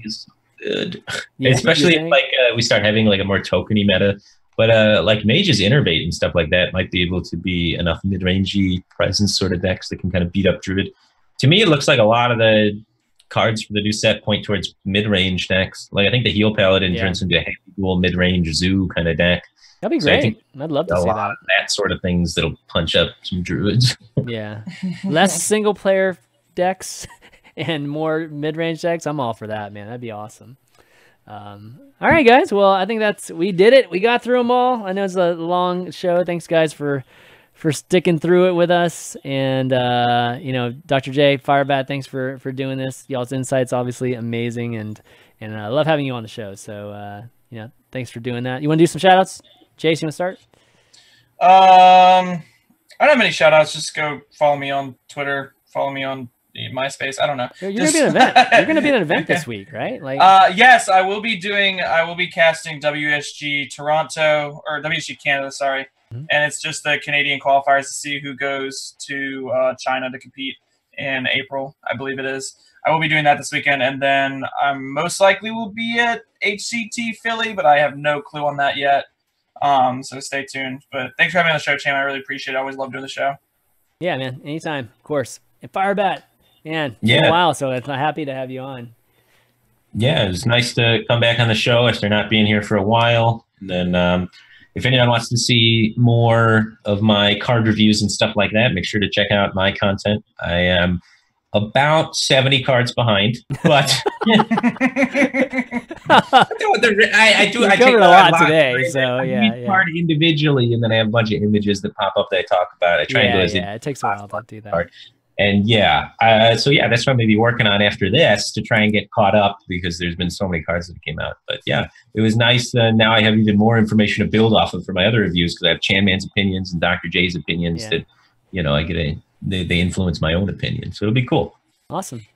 And those of you that, you know, might not have caught all the show, you can always catch the show on youtube.com/ChanmanV and you can find it on all the audio outlets, iTunes, Spotify, soundcloud.com/ChanmanV and Android. You know, the show is sponsored obviously by, or it is an hsreplay.net show, of course, so you can definitely well, you should go over to HS Replay and just get the best stats. You know, the beginning of the expansion is always the best time to check out, like, I think just the fresh stats, like right off the bat, and HS Replay is always awesome about getting it done. We do it so fast. It's like crazy. Like we usually have stats up on the site, probably 10 hours, 8 to 12, somewhere in there. I mean, I had to like confirm with the engineers, but we get those puppies up like really, really fast. So definitely check that out. Sign up for premium if you want the, all the best stats, and we'll be launching a pretty cool feature this week too. So be on the lookout for that.